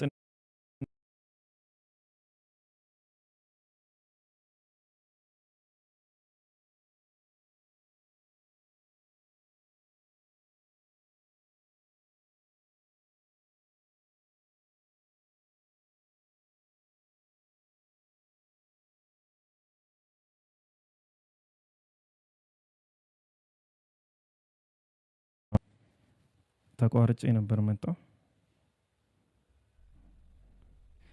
መጥቻለሁ ሰዎች። አዎ ይሰማሉ። እሺ መርሃባሽ። ስለዚህ አላህ Subhanahu Wa Ta'ala ቁርአንን ግልጽና የተብራራ ነው ብቻ አይደለም የሚለው በሌላ አንቀጽ ላይ ደግሞ ሊቱበይነ ሊናስ ብሎ ነቢያችንን ሰለላሁ ዐለይሂ ወሰለም ለሰዎቹ ታብራራላቸው ዘንድ ብሎ ደግሞ ነቢያችንን ሰለላሁ ዐለይሂ ወሰለም አብራሪ አድርጎ ደግሞ ተናግሯል፣ ገልጿል ማለት ነው። ሶ አላህ ያዘዛችሁንም ተቀበሉ፣ ነብዩ ሰለላሁ ዐለይሂ ወሰለም ያዘዛችሁንም ማንኛውንም ነገር ደግሞ ተቀበሉ ብሏል። ኦኬ በዛ ላይ ደግሞ ቁርአንን የሰጡን ሰዎች የነቢያችንን ሰለላሁ ዐለይሂ ወሰለም ትእዛዝና ድርጊት የሆኑትን ሰጥቷል። ለዓለማት ደግሞ አርአያ አድርጎ ነቢያችንን ልኳል። ታዲያ ምንድነው ቁርአን የተብራራ ነው የሚለው ነው። እኔ ላቀልላችሁና በሁለት ቃል ብቻ አስቀምጡት። አንደኛው ቃል ምን የሚል ጥያቄ አለ። ለምሳሌ ምን ላድርግ ብላችሁ ስትጠይቁ ቁርአን ሙሉ ምላሽ ይሰጣችኋል። ጾም፣ ስገድ፣ ዘካ አውጣ፣ አላህን አምልክ፣ ነቢያቶችን ተቀበል፣ በነቢያቶች አታሻር፣ ምን የሚለውን ጥያቄ አጠቃላይ ቁርአን ግልጽና በተብራራ መልኩ ያስቀምጠዋል። ይሄ ቁርአን ግልጽና የተብራራ መሆኑን የሚያሳይ ነው። ለምን ምን የሚለው ጥያቄ ጋር በተገናኘ ማለት ነው። ሁለተኛውን ቃል ደግሞ ሳስቀምጥላችሁ እንዴት የሚል ቃል አለ። ቁርአን ዘካ አውጣ ብሏል። ምን ላድርግ? ዘካ አውጣ እንዴት? ሊቱበይነ ሊናስ የሚለው ነገር የሚመጣ እዚህ ላይ ነው። ገባችሁ? እንዴት ላውጣ? ምን የሚለው ጥያቄ ላይ ቁርአን ሙሉ በሙሉ ምላሽ ይሰጣችኋል። እንዴት የሚለው ጥያቄ ላይም ቁርአን ራሱ ምላሽ ይሰጣችኋል። ምን ብሎ ሊቱበይነ ሊናስ ለሰዎቹ ታብራራላቸው ዘንድ አለ። ስለዚህ እንዴት ነው የምሰጠው? ነቢያችን ሰለላሁ ዐለይሂ ወሰለም ያብራሩታል ማለት ነው።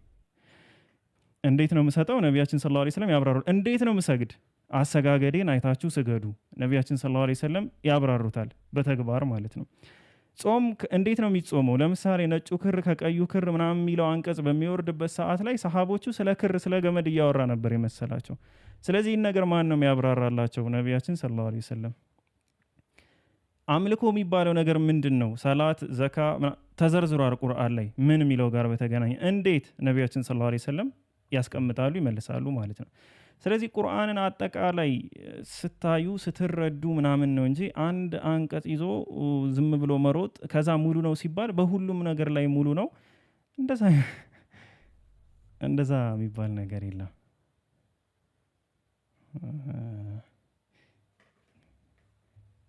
እስኪ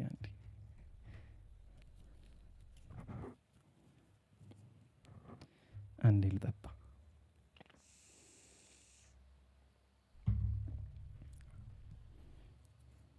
ዋጥኩባቸው። ስለዚህ በአጭሩ ባጭሩ ይሄ በጣም እንዲህ መንዛዛት ምናምን አይጠበቅባቸውም። በቃ አጭር ነው። ሁለት ቃላት ታስቀምጣላችሁ። በሁለቱ ቃላቶች ውስጥ ሁለቱን ነገራቶች በግልጽ ማለት ነው መረዳት ትችላላችሁ። ምን ላድርግ? ቁርአን የተብራራና ሙሉ ምላሽ አለው። እንዴት ልፈጽም የሚለውን ነገር ጋር በተገናኘ ደግሞ ሐዲስ የተብራራ ነቢያችን ሰለላሁ ዐለይሂ ወሰለም አክቹሊ ሐዲስ ጋር ሳትሄዱ የማታውቁ እንደሆናችሁ የእውቀት ባለቤቶችን ጠይቁ ብሏል ቁርአኑ። ስለዚህ የእውቀት ባለቤት እነማን ናቸው? ነቢያችን ሰለላሁ ዐለይሂ ወሰለም ላይ ቁርአን ወርዷል። ያንን ቁርአን ደግሞ ልታብራራላቸው ዘንድ ያላቸው ነቢያችን ሰለላሁ ዐለይሂ ወሰለም ነው። ያንን ነገር ያብራሩታል ማለት ነው። ስለዚህ የቁርአንና የነቢያችን ሰለላሁ ዐለይሂ ወሰለም ትውፊት እኔ በቪዲዮ እንዲቀርብላቸው ነው እነዚህ ሰዎች ግራ ነው የሚገቡኝ። ቁርአንን የሰጡን አካላቶች በጠቅላላ ሐዲስንም ሰጠውናል። ኦኬ ቁርአንን የሰጡን ሰዎች ሐዲስንም ሰጠውናል። ቁርአን እኛ ጋር ያደረሱ ሰሃቦች ናቸው። ሐዲስንም ያደረሱ ሰሃቦች ናቸው። አይ ነቢያችን ሰለላሁ ዐለይሂ ወሰለም እኮ በህይወት ስለነበሩ እሳቸውን አይተው ይማሩ ነበር እና ለኛ በቪዲዮ ለምን አልቀረበም ነው? ቪዲዮ የለም ሰዎች፣ ሪከርድ አይደረግም። ሪከርድ የሚደረገው በጽሁፍ ነው። ስለዚህ በጽሁፍና ልክ እንደ ቁርአን ማለት ነው በጽሁፍና ሚሞራይዝ በማድረግ ያንን ትውፊት ወደኛ አስተላልፈውታል።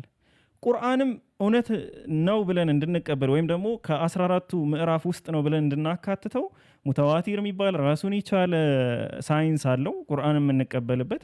ሐዲስንም ደግሞ የሐዲስ ሳይንስ ሙስጠላ አልሐዲስ ሐዲስ ተርሚኖሎጂ ራሱን የቻለ ሳይንስ አለው። ስለዚህ በሁለት ቃል ብታዩት ሁላችሁም ይቀላችኋል። ምንና እንዴት በሚል ነገር መለየት ትችላላችሁ። ለማስታወስ እንዲቀላችሁ ብዬ ነው በሁለት ቃል ያስቀመጥኩላችሁ። እሺ ሌላም ደግሞ ላወራ የነበረው ጥያቄ ያለው ሰው ሪኩዌስት ይላክ። ጥያቄ ያላችሁ ሰዎች ሪኩዌስት ላኩ።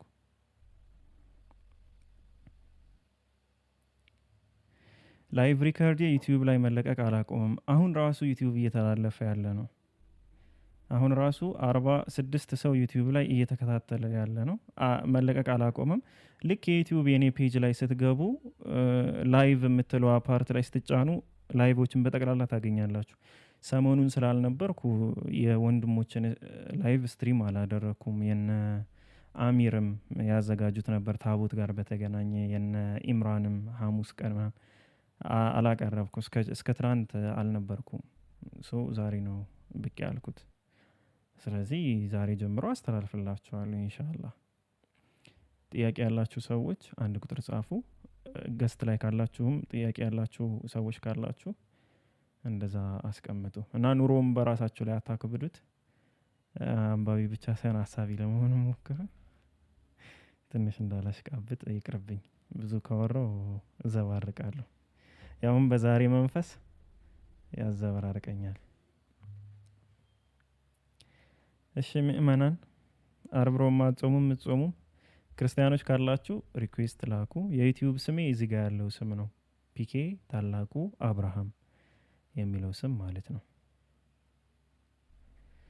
ክርስቲያኖች ሪኩዌስት ላኩ። ጥያቄ ያላችሁ ሙስሊሞች ክርስቲያኖችን ነው ከፐርሰንት 20% እና 80% ብለ ያከፋፈልካቸው ድምጥማጣቸውን ጠፋ። ፐርሰንቱን ቀንሰው እሺ የተቦለኩት የሚፈቱ የተመወቱት የሚፈቱና ይቅርታ ይጠይቁ። ወይ እኔ እንኳን እንዲህ እንትኖችን ይቅርና ባለፈው ራሱ ብሎክ ያደረኳቸው ማን ነው ቆስጠንጢኖስ በሁለት አካውንቱ ብሎክ አድርጌው ነበር። ቃል ስጋ ዴቭ እሱንም ብሎክ አድርጌ እሱን ሁሉ አንስቻለሁ። እኔ ስወጣ ነው ብሎኩን ያነሳውላቸው እና ብሎክ ላይ ብዙ በጣም ጭምርልቅ ያለ በቃ አላ የዘቀጠ ስድብ የተሳደበ ሰው ካልሆነ በስተቀር ብሎክ ላይ ሰው አይቆይም። እለቃለሁ ማለት ነው እና ተለቀዋል ሁሉም ሼጄ።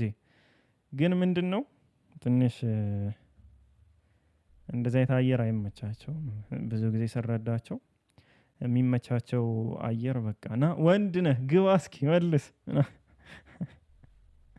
እንደዛ ሲባል ነው ያ አየር ነው የሚመቻቸው። ቹንቻንግ ገብታል ሁጅንታው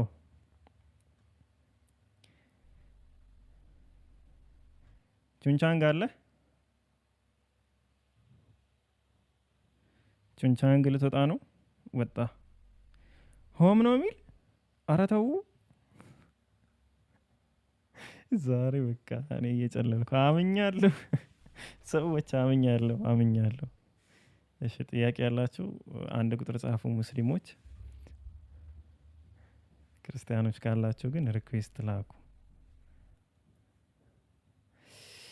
ኤላም እንትን ቻይንኛ ማንበብ ጀመረ። ማሻአላህ እኛ ጋር ምሁር በስቷል።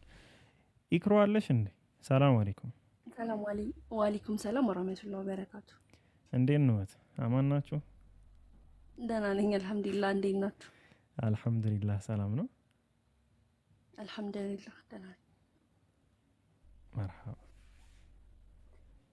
እንትን እዚህ ቤት ያላችሁ 400 ምናምን ሰዎች ፎሎ አድርጉኝ። 5000 ፎሎወር ልገባ ስለሆነ 300 ምናምን ፎሎ ነው የቀረኝ። ሰው ፎሎ አድርጉኝ። ቪዲዮ ፖስት ምናምን ላይክ ሪፖስት ምናምን አድርጉልኝ። በቃ አመሰግናለሁ። ፒኬ መርሐባ። ፎሎ አድርጓት። 5000 እስካሁን አልገባችም። በአላህ ፎሎ እያደረጋችሁ በሉ ፎሎ። እኔ እኮ እኔ ላይ ብቻ አስታክ አድርጋችሁ የቀራችሁ መስሎኝ ነበር። ለካ ስራ የሚሰሩትንም ሰዎች ፎሎ አታደርጉም። ፎሎ እያደረጋችሁ አንድ ቀን ይጠቅማችኋል። አንድ ቀን ለክፉ ቀን ፎሎ ያደረግና እንቀለው እንዴ ነቅረን እንደገና እናርክ። ኧረ ስንት አይነት ልጅ አለ፣ ስንት አይነት ትውልድ አለ ባካችሁ። አቤት አቤት አቤት አቤት ኢትዮጵያ፣ አቤት ኢትዮጵያ፣ አቤት ኢትዮጵያ። ይሄ ነው የሚገነባሽ።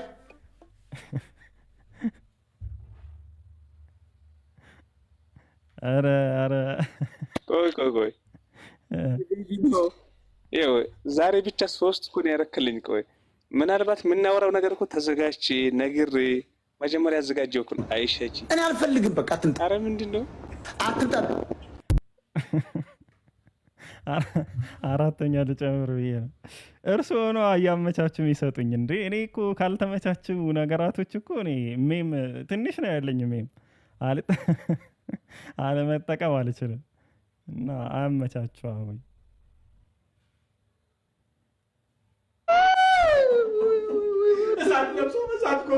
አልቃል ወንድሜ። እስቲ ያዛት እስቲ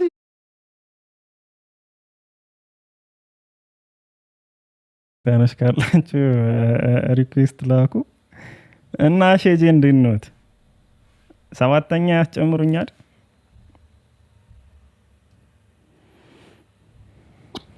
ጀዛከላ ኸይርን የምር ብቻ አላህ ይጨምርልህ። በቃ አለቀ። ሌላ ምንም ነገር የለም። የሳቅን ነው፣ እየተጫወትን ነው፣ እየተዝናናን ነው። አላህ ዘንድ ተቀባይነት ያለው መዝናኛ አለ አይደል? መጥፎ ነገር ሳናወራ ቃል አላሁ ቃል ረሱል ስንል هذا من فضل الله ነው። ወላሂ አላህ እናመሰግነው። እዚህ ጋር 400 ምናምን ሰዎች በዚህ ሰዓት ማነው ቁጭ ብሎ ቆሻሻ ቤት ሄዶ አላህን ምርት የሚያሰድቡ ቀልባቸው እንዲደርቅ ከእስልምና ወጣሉ ነገሮች የሚያደርጉ ስንት አይነት ሰዎች አሉ። እዚህ መተን ደግሞ እስላማዊ ፕሮግራሞችን እንድንከታተል አላህ ስላደረገን አላህን ማመስገን አለብን። ፒኬላል ደግሞ ሌላው እዚህ ጋር መተቆጩ ስትል ማለት ነው ቢደክም ምንም ቢመስልህ ልክ ራስን ፊ ሰቢልላህ ላይ በአላህ መንገድ ላይ እንደሚታገል ሰው አይነት ነው ማየት አለብህ። እንዳትሰላች አደራ ሀቢቢ። ጀዛከላህ ኸይር። አሚን ወያክ። የሆነ ሜም ልለቅ ነበር ፒኬ ግን ብሎ አልገባልኝም። ተውኩት በቃ። ሀሳቤን በራሳ ተናጋሪው እብድ ቢሆን አዳማጩ አቅለኛ ይሁን። እኔ ግን እንዳንተ አይደለሁም፣ እወድሃለሁ። እወድዎታለሁ ሼጄ። እኔ እንደርሱ አይደለሁም። እሺ ወይኔ ሊንዳ፣ አረ ሊንዳ የምትባል ሴትዮ አለች እናንተ።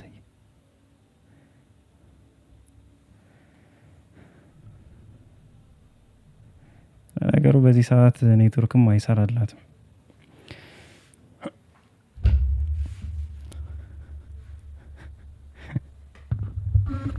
ሊንዳ ገብተሻል? አጭሪት ምን ፍለጋ መጣ? ሊንዳ የድሮ አሪፍ ከስተመራችን ነበረች። ጥሩ ጠያቂ ነበረች። የዛሬን አያርገውና ጠፍታ ነበር። ማሻአላህ እንኳን ደህና መጣች። ሊንዳ ድጋሚ ሪኩዌስት ላኪ። ብዙ ጊዜ ኔትወርክሽ አይሰራም። እኔ ቤት ላይ ደግሞ ጭራሽ ችግር አለበት። የትኛዋ ሊንዳ ነው? ሰለማይል ሰለመች እንዴ? እኔ እንጃ፣ እኔ አላውቅም። ለእኔ አዲስ ነው። እሺ አንድ ቁጥር ጻፉ። እሺ ክርስቲያኖች ካላችሁ ሪኩዌስት ላኩ። ጥያቄ ያላችሁ ሙስሊሞች ደግሞ አንድ ቁጥር ጻፉ። አልሐምዱሊላህ አሁን እኔም ውስጤ ተረጋግቷል መሰለኝ ስጠረጥር እና ጥሩ እናወራለን።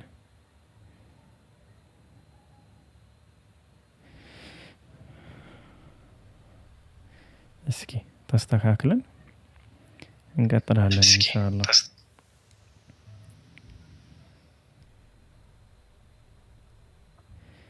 አማናዊ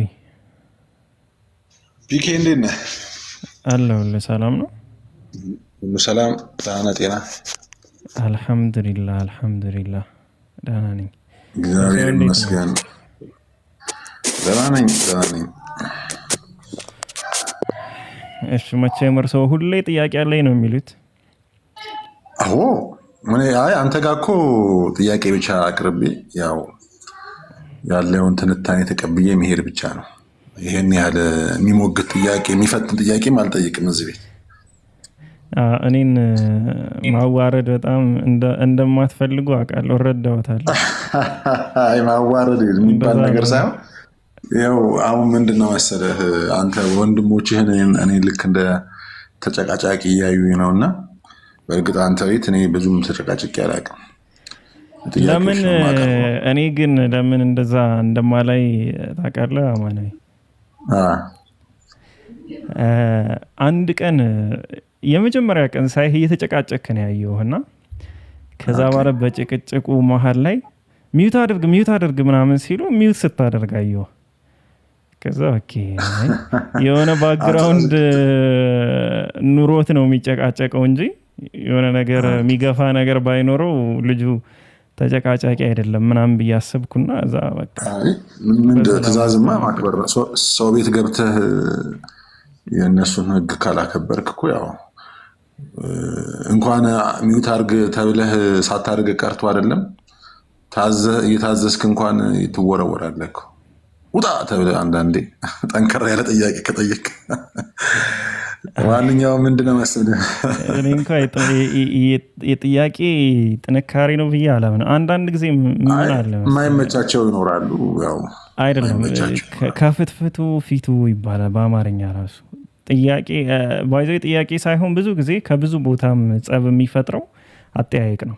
ጥያቄ አይደለም። እኔ ጥያቄ ነው ጥያቄ የሚፈጥርባቸው ሁኔታዎች ሊኖሩ ይችላሉ፣ ግን ትልቁ ግን ያው አጠያየቁ ነው። እንደገና ምንድን ይመስለኛል እኔ ድምጼ ትንሽ እንትን ነው ቶኑ ከበድ ድምጽማ ይመቸኛል። እኔ ማስታወቂያ ላሰራህ ነው። በጣም ነው ድምጽ ይመቸኝ። ድምጼ እንትን ነው የሆነ ሻካራ ነውና አልመቻቸውም ብዙዎቹ። ለማንኛውም እስኪ ምንድነው መሰለ ዛሬ ጥያቄ ወይኔ ውስጥ አያምንም የኔ ውስጥ ተጠራጣሪ ነው። ይቀጥል ወደ ጥያቄው ይጉ እና ጥያቄ ወደ ጥያቄ ሲሄድ ምንድነው መሰለ አላህ የማይታየው መታየት ስለማይፈልግ ነው ወይስ ጭራሽ ስለማይታይ ነው? አይደለም። አላህ Subhanahu Wa Ta'ala በእስልምና አስተምሮ አላህ Subhanahu Wa Ta'ala የሚታይ አምላክ ነው ማለት መታየት የማይታይ ስለሆነ ሳይሆን እኛ እርሱን ማየት ማንችልበት ደረጃ ላይ ስላለን ነው። ያ ማለት ደግሞ እሱ ራሱ ሲፈጥረን እሱን የመቋቋም አቅም እንዲኖረን አላደረገንም። ለዛ ነው ሙሳ አለይሂ ሰላም አንተን ማየት ፈልጋለሁ ብሎ ቁርአን ላይ በጠየቀው ሰዓት ላይ እሱ ወደ ተራራው ተመልከት፣ በእርግጥ አቅም ኑሮት ባለበት ቦታ ላይ ቢረጋ በእርግጥ ታየኛለህ አለው። ስለዚህ የለውም ነው የመርጋት አቅም የለውም ነው። የቂያማ ቀን ላይም ጀነት ላይ ከሚሰጠን ትልቁ ጸጋዎች ውስጥ ትልቁ የሚባለው መንፈሳዊ ጸጋዎች ውስጥ ከሚዘረዘሩት አላህ Subhanahu Wa Ta'ala ማየት ነው። ፊቶች በዚያ ቀን አብሪዎች ናቸው፣ ወደ ጌታቸውም ተመልካቾች ናቸው ይላል። ስለዚህ አላህን ነቢያችንም ሲናገሩ ጨረቃ ልክ አሁን ሁሉም ሰው ቀና ብሎ በሙሉነት እንደሚያያት ሁሉ እኩል ማለት ነው። ምንም ነገር ሳይጋርደው እንደሚያዩት ሁሉ አላህንም ልክ እንደዚሁ በጀነት ላይ ታዩታላችሁ ብለዋል።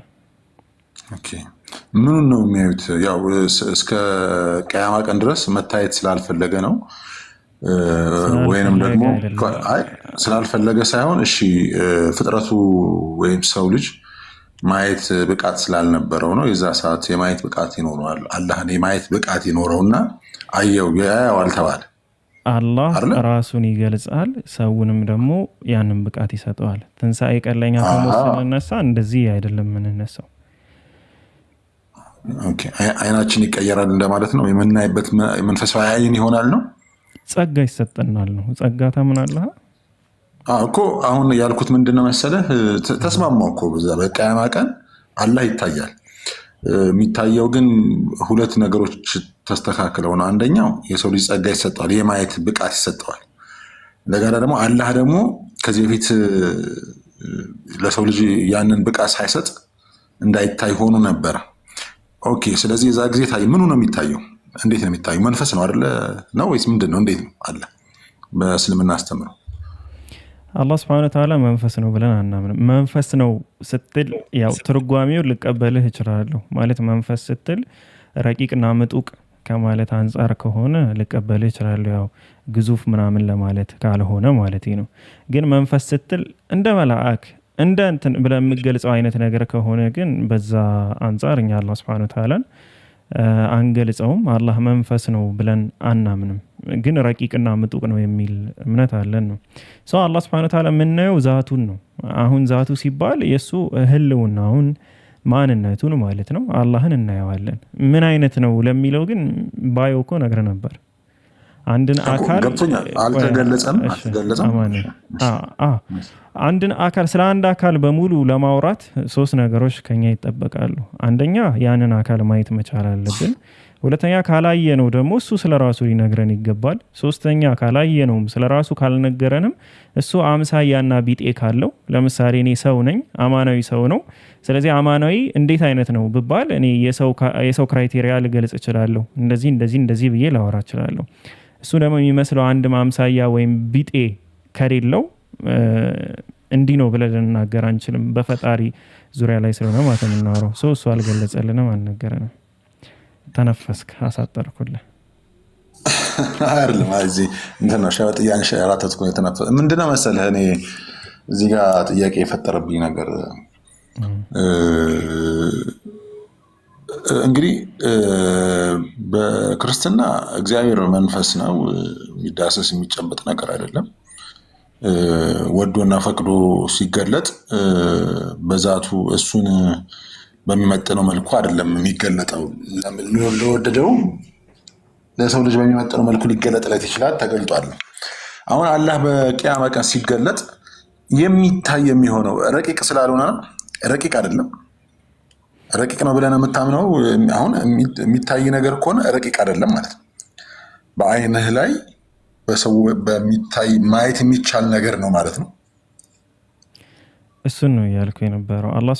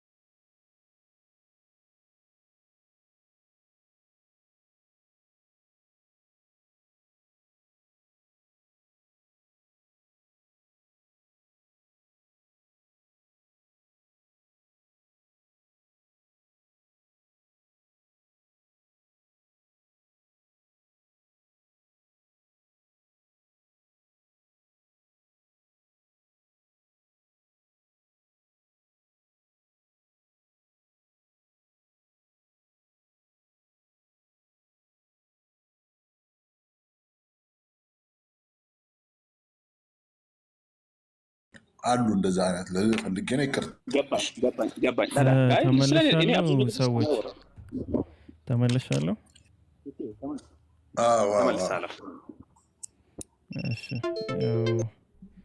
መብራት እና ምንድነው ጥያቄ ቆይ አንዴ ላስተካክል መብራት ጠፍቶ ስለሆነ እሺ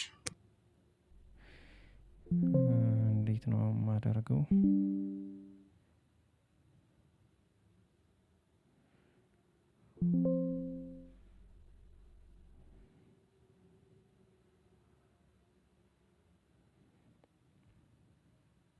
ስታክ አድርጌ ያለው እንዴ እናንተ ጋር ኧረ ጉድ እስከምትመጣ እኮ እየጠበቅን ነው ስታክ ነህ ያፈጠጥክ ነው እኛ ጋር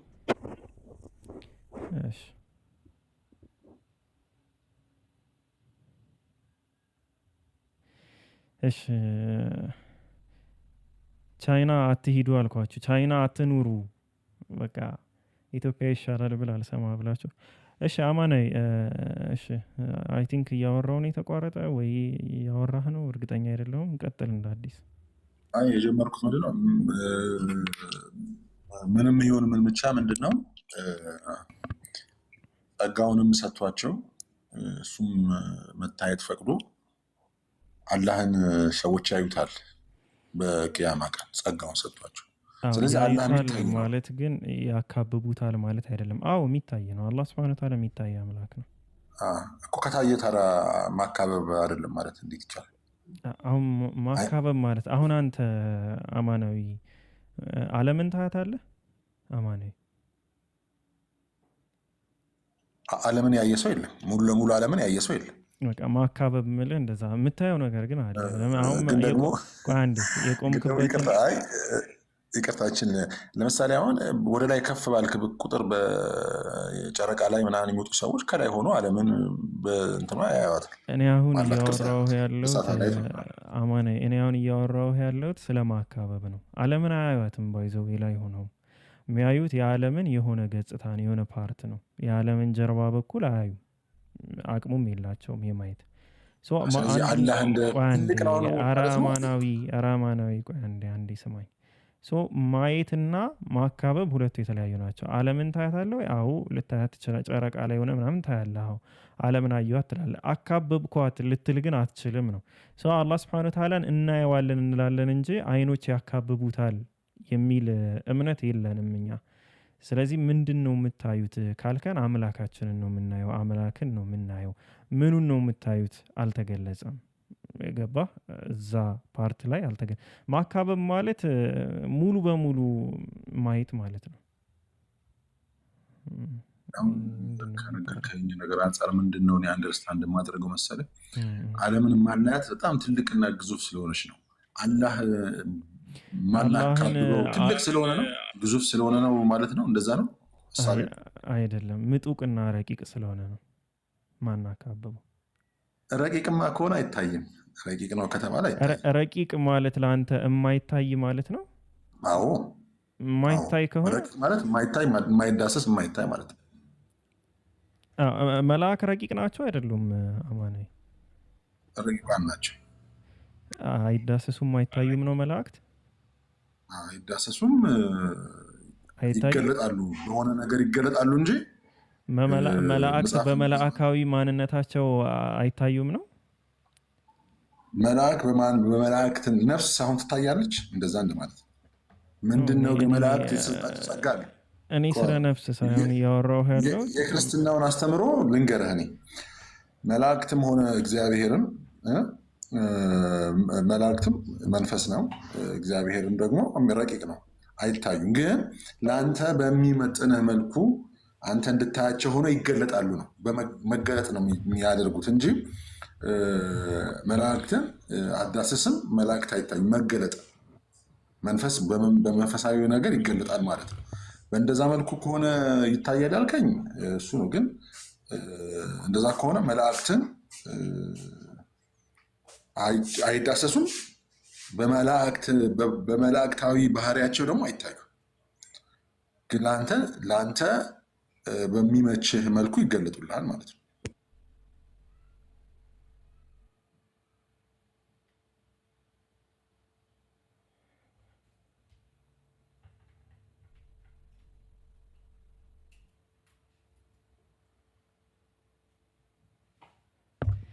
እሺ መብራት እኮ መጥቶ እያስተካከልኩ ነበረ። ኤኒዌይስ አንተ አሁን ስለ መላእክት ያወራኸው ነገር መላእክት አይታዩም። ገብርኤል ሚካኤልን ያየዋል አያዩም? አማኑኤል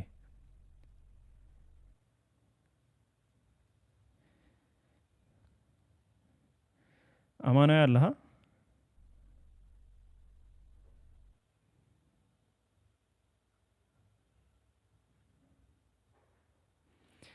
አሁን እናንተ ጋርም ተገለጥኩ መሰለኝ። አማኑኤል አለህ?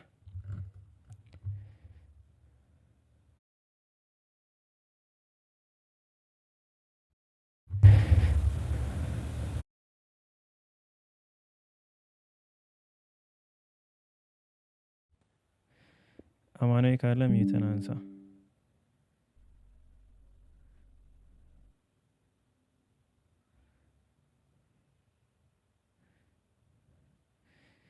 እኔ እዚህ ጋር ኔትወርክ ነው የሚመጣብጠኝ እናንተዬ።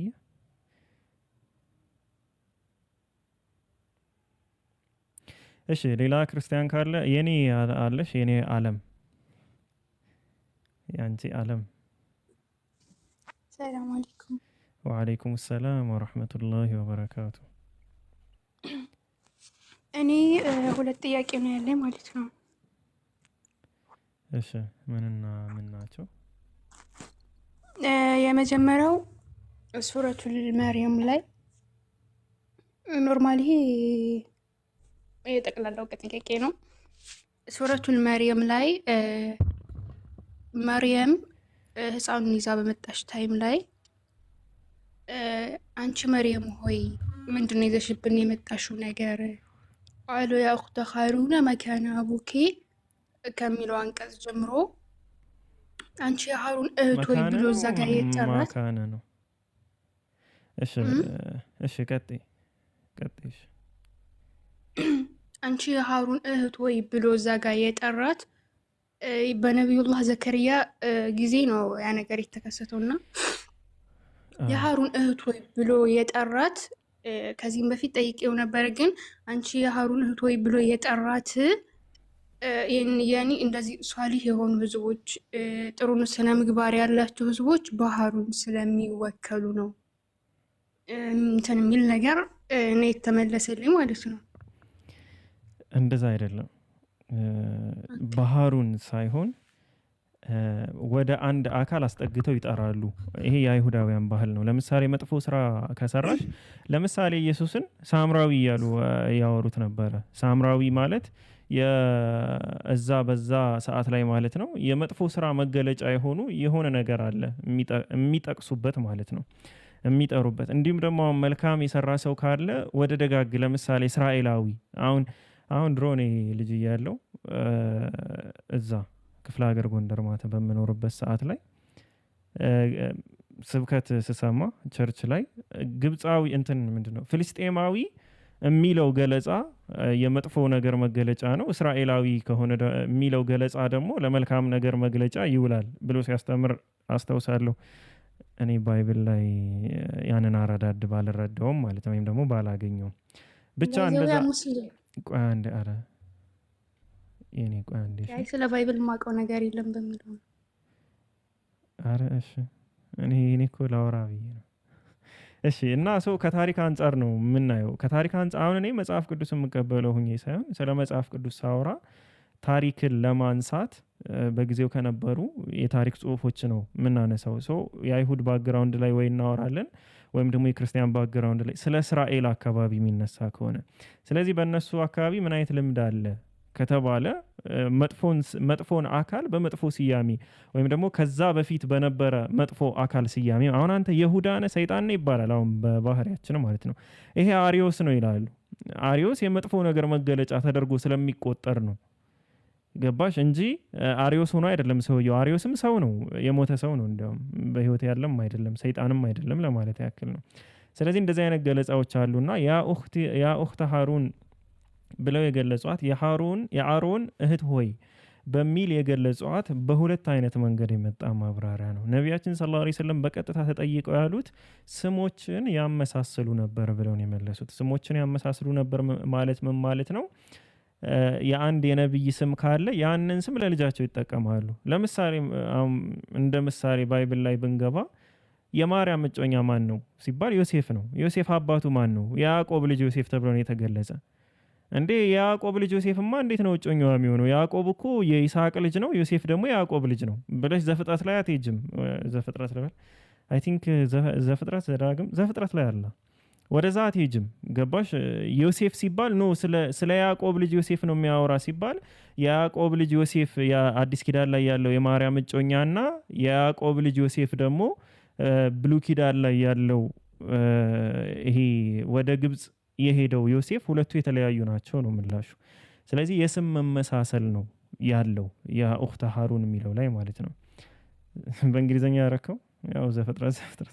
ስለዚህ ያ ኡኽተ ሃሩን የሚለው ያለው የስም መመሳሰል ነው። ሁለተኛው ፍቺ ደግሞ ምንድነው? አሁን መጀመሪያ የሰጠዎች ነው። መጥፎን ስያሜ ሳምራዊ ብለው ይጠሩት እንደነበረው ሁሉ መልካሙን ስያሜ ደግሞ የገሌ ዘር የገሌ ልጅ እና ያዕቆባውያን እንትናውያን እንደሚባሉት የአሮን እህት ሆይ ማለት አሮን የመጥፎ የመልካም ገጸ ባህሪ ወይም ደግሞ የእስራኤላዊ ፊገር ስለነበረ ከዛ አንፃር አስጠግተው ይጠራሉ ነው። የዛዘር መሆኗን ያሳያል ነው ባጭሩ። የኔ ገባሽ? የኔ የሚለው ወረደ እኮ ሚካኤል ገብርኤልን ያየዋል አያየው የሚለውን ነገር ሳይነግረኝ ወረደ። የኔ ዓለም አለሽ?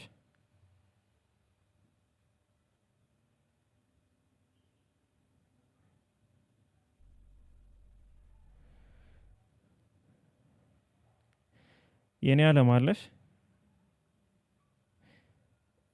ምንድን ነው ሼጄ አሉ አለው ፒኬ ግን ኔቴ የለም። ባክ አንተ ነህ ያለ ለመሰለ ወላሂ ነው የሚልህ። ቅድም ለጻፍኩት ኮሜንት ማለት ነው ቢያንስ ማለት ነው ከአንድ ደቂቃ በኋላ ነው መልስ የሰጡኝ ሜንሽን ያደርጉኛል። አሁን ቅድም ነው የጻፍኩት የኔ ስትል የኔ ያለብስ ስትል ማለት ነው አይ የኔ ብቻ ባለ ዓለም ይባል ነገር የለም አልኩ። አሁን ነው ሜንሽን ያደርጉኝ የደረሰኝ ያለው ማለት ነው። አይ ዓለም እሺ ያከሳስራሉ። ኧረ ተው ኧረ ተው ተው። እሺ ለማንኛውም የኔ የሚለው አካውንት አለሽ? ከሌለሽ ወደ ኪኖ ላልፍ ነው።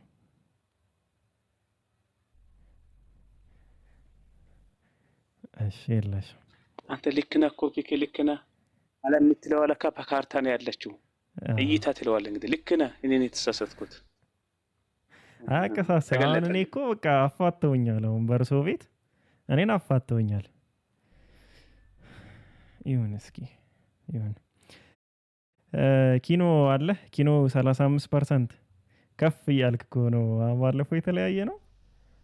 ኪኖ እንዴት ነህ? ምንድነው አትች ነገር ፒኬ 35 20 80 የኔ የኮድ እንትን ነች።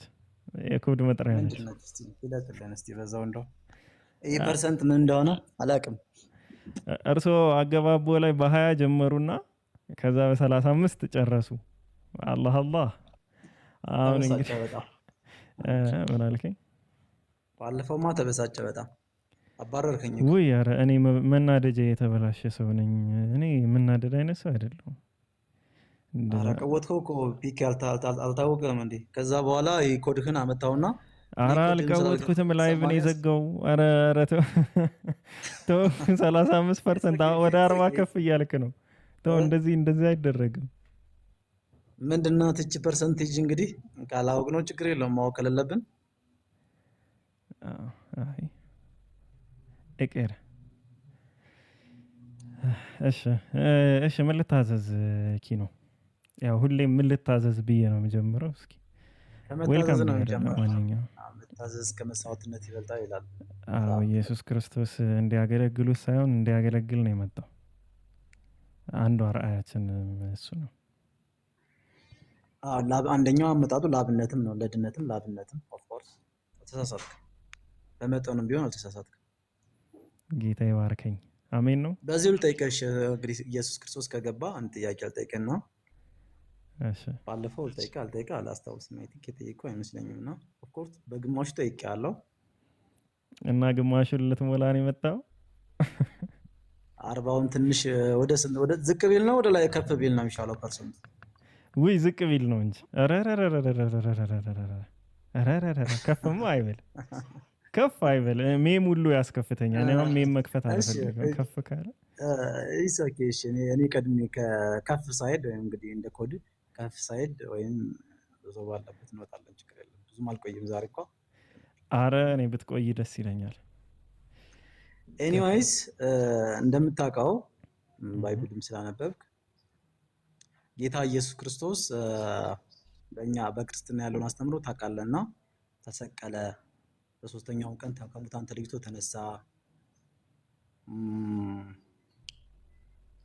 ከዛ በ40ኛው ቀን አረገ የሚል ትምህርት ታውቃለህና ከዛ በኋላ በቁርአን ስትመጣ አይ ኢየሱስ ክርስቶስስ አልሞተም፣ ኢሳ አልሞተም፣ አልተሰቀለም፣ አላህ ወሰደው ይላልና አሁን በጊዜው የነበሩት ሐዋርያት በጊዜው የነበረው መጽሐፍ እንደዛ ብለው ሙተዋል፣ ግን በሶስተኛው ቀን ከሙታን ተለይቶ ተነስቷል ካለ ከ600 ዓመታት በኋላ ነብዩ መሐመድ ደግሞ አይ እሱ አልሞተም አልተሰቀለም ማለቱ በምን ማስረጃ ነው? አሁን ያንኛውን የትኛው ማስረጃ ይበልጣል? የትኛው ዊትነስ ይበልጣል? ባንተ አረዳድ አንደኛው ይኛው ነው። ሁለተኛ ደግሞ አይ በቃ ኪኖ ፖይንት በፖይንት ያየናቸው እንሄድሽ። አሁን ከደራረብኩኝ ኦፍ ኮርስ እንደምታይ ቀጣጣ ናቸው። ምናልባት ለአንተ ሊጠቅም ይችላል። ችግር የለው እና እናያይዘዋለን፣ በኋላ እንደምንም እናያይዘዋለን።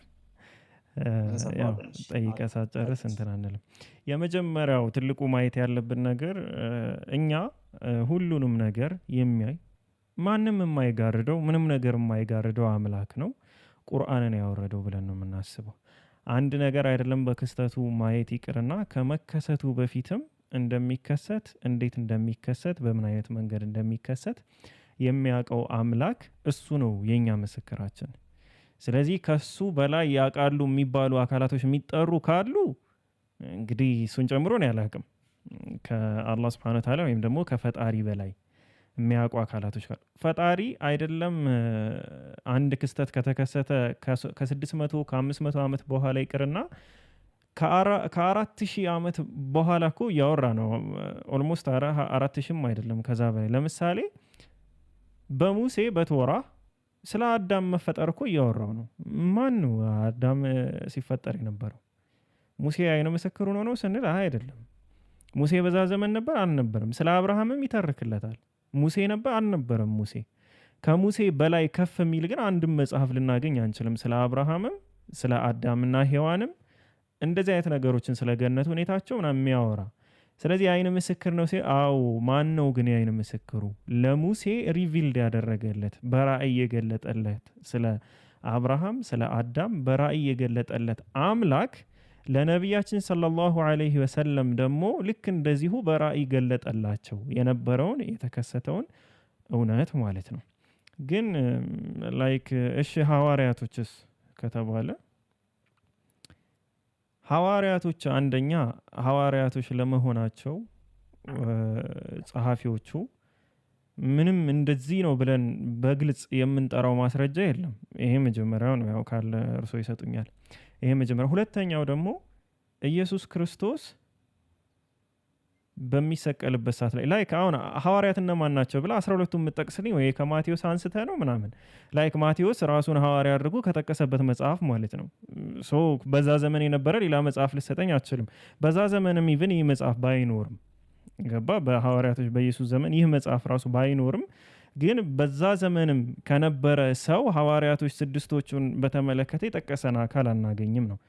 በሶስተኛ ደረጃ ሳስቀምጥልህ የአይን ምስክር የለም እኮ ኢየሱስ ሲሞትም ያየ የለም፣ ከሙታን በትንሣኤ መልክ ሲነሳም ያየ የአይን ምስክር የለም። የጻፈ አንድም ጸሐፊ የሆነ የአይን ምስክር የለም። በታሪክ ባይብል ምናምን ብቻ ሳይሆን ጭራሽ በታሪክ በየትኛውም ታሪክ የአይን ምስክር ክስተቱን ያየ የጻፈ ስቅለቱ እንትንን በሚሰቀልበት ጊዜም የነበረ ከሙታን ሲነሳም ያየ የአይን ምስክር የለም። ሐዋርያቶች መሰከሩ ተብሎ የሚታየው ከተነሳ በኋላ መጣ፣ ተገለጠ፣ አወራቸው። ይሄም አወራቸው፣ መጣላቸው፣ ተገለጠ በሚል ነው እንጂ አወራኝ፣ ተገለጠልኝ፣ መጣ በሚል አይደለም ከጳውሎስ ውጪ። ጳውሎስም ኢየሱስ ካረገ በኋላ የመጣ ሰው ነው። ጳውሎስ ነው ያው አየሁት እያለ የሚያወራ ኢየሱስን እና በእነዚህ ሀሳቦች ላይ ተነስተን ማውራት እንችላለን። ግን ኢየሱስ ቢሰቀልም ባይሰቀልም ኢዳዝም ማተር ቢፎር ፕሮፌት መሐመድ ማለት ነው። ከነቢያችን ሰለላሁ ዐለይሂ ወሰለም በፊት የኢየሱስ ክርስቶስ መሰቀሉ ቢታወቅም ባይታወቅም የሚፈጥረው ምንም ነገር የለም። የእስልምና መሰረትም አይደለም፣ በክርስትና ነው የክርስትና መሰረት። ክርስቶስ ካልተሰቀለ ከሙታንም ካልተነሳ ስብከታችን ከንቱ ነው የሚለው ጳውሎስ ያው እሱ የክርስትና ነው፣ የእስልምና መስፈርትም አይደለም። ኪኖ ሚውት ተነስቷል፣ ግን ኔትወርክ የያዘ ይመስለኛል። ኪኖ አለ አለው ፒኬ ያለው አይ ቲንክ አለው ኔትወርክ ሊሆን ይችላል ምናልባት። ስለ ኢየሱስ በጊዜው መጽሐፍማ አለች። ወንጌላቱ በሙሉ እሱን አይደል የሚሉት በጊዜው አይደለም ስለሱ መሰቀል በተሰቀለበት ጊዜ ስለተደረጉት ክስተቶች እንኳን መጽሐፍ ቅዱስ እኮ ያትታል። ፒኬ እሱን አላነበብከውም? ኖ አሁን መጽሐፍ አይደለም ኪኖ መጽሐፍ ያትታል አያትትም አይደለም። በደንብ ከሰማይ ፖይንት ምንድነው የአይን ምስክር አለ የጻፈ ወይስ የለም የሚል ነው። ስለ አይን ምስክር ስለሆነ መጀመሪያ ንግግርን ስትጀምር ያነሳው ለምሳሌ ዮሐንስ እኮ በመስቀሉ ስር እንደነበረ መጽሐፍ ቅዱስ ያትታል። ተዋል አይደለ? እናቱና ማርያም በዛ መስቀሉ ነበሩ። በመስቀል ላይ ተሰቅሎ እነሆ እናትህ እነሆ ልጅሽ አላት ይላል ቅዱስ ዮሐንስ ወንጌላዊ ነው። አላት የሚለው ማን ነው? የአይን ምስክር የለም የሚለው ኪኖ ቆይ አንዴ። እነሆይ ልጅሽ እነሆይ እናትህ አላት የሚለው ማን ነው? የኛ ኩዌሽን እኮ እሱ ነው። የአይን ምስክር ግን ምን እንደሆነ ታውቃለህ ኪኖ? የአይን ምስክር ማለት በጊዜው አሁን እንደ መስቀል ላይ ተሰቅሎ እኮ ነው። በአጽራራ መስቀል ይባል አለ ስላስተምረው።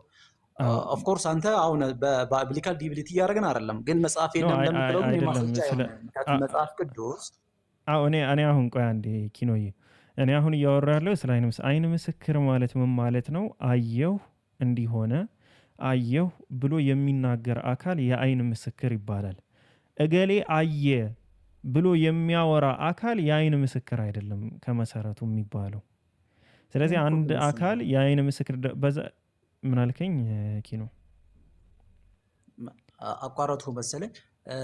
እኔ የምልህ እኛው ነው። ዮሐንስ እኮ አየሁ ነው፣ መስቀሉ ስር ነበረ፣ በመስቀል ላይ ሆኖ እሺ አንቀጹን ንገረኝ። ስክሪን ላይ ሼር አድርጌ መክፈት ስለምችል ብዙም አስጨናቂ አይደለም፣ ችግር የለውም። ዮሐንስ ወንጌል ምዕራፍ 19 ይመስለኛል። አይ ቲንክ ባለሳሳት 19 መስቀሉ የሚያወራው እሺ ቆይ ምዕራፍ 19 በዚያም ስቅለት ከራሱም ጋር ሌላዎቹ ሁለት አንዱን። እሺ ስለዚህ በዚያ ጊዜ ከላይ ጀምሮ ላንብብልህ። ጲላጦስም ይህን ነገር ሰምቶ ከሚለው ልጀምርልህ ከቁጥር 13 እያየ ነው እናንብበው አይሻልም?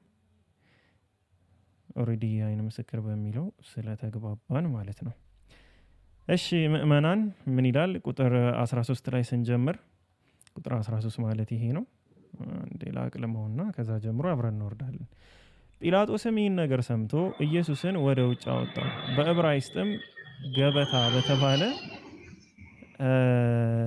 ጸፍጸፍ በሚሉ ስፍራ በፍርድ ወንበር ተቀመጠ።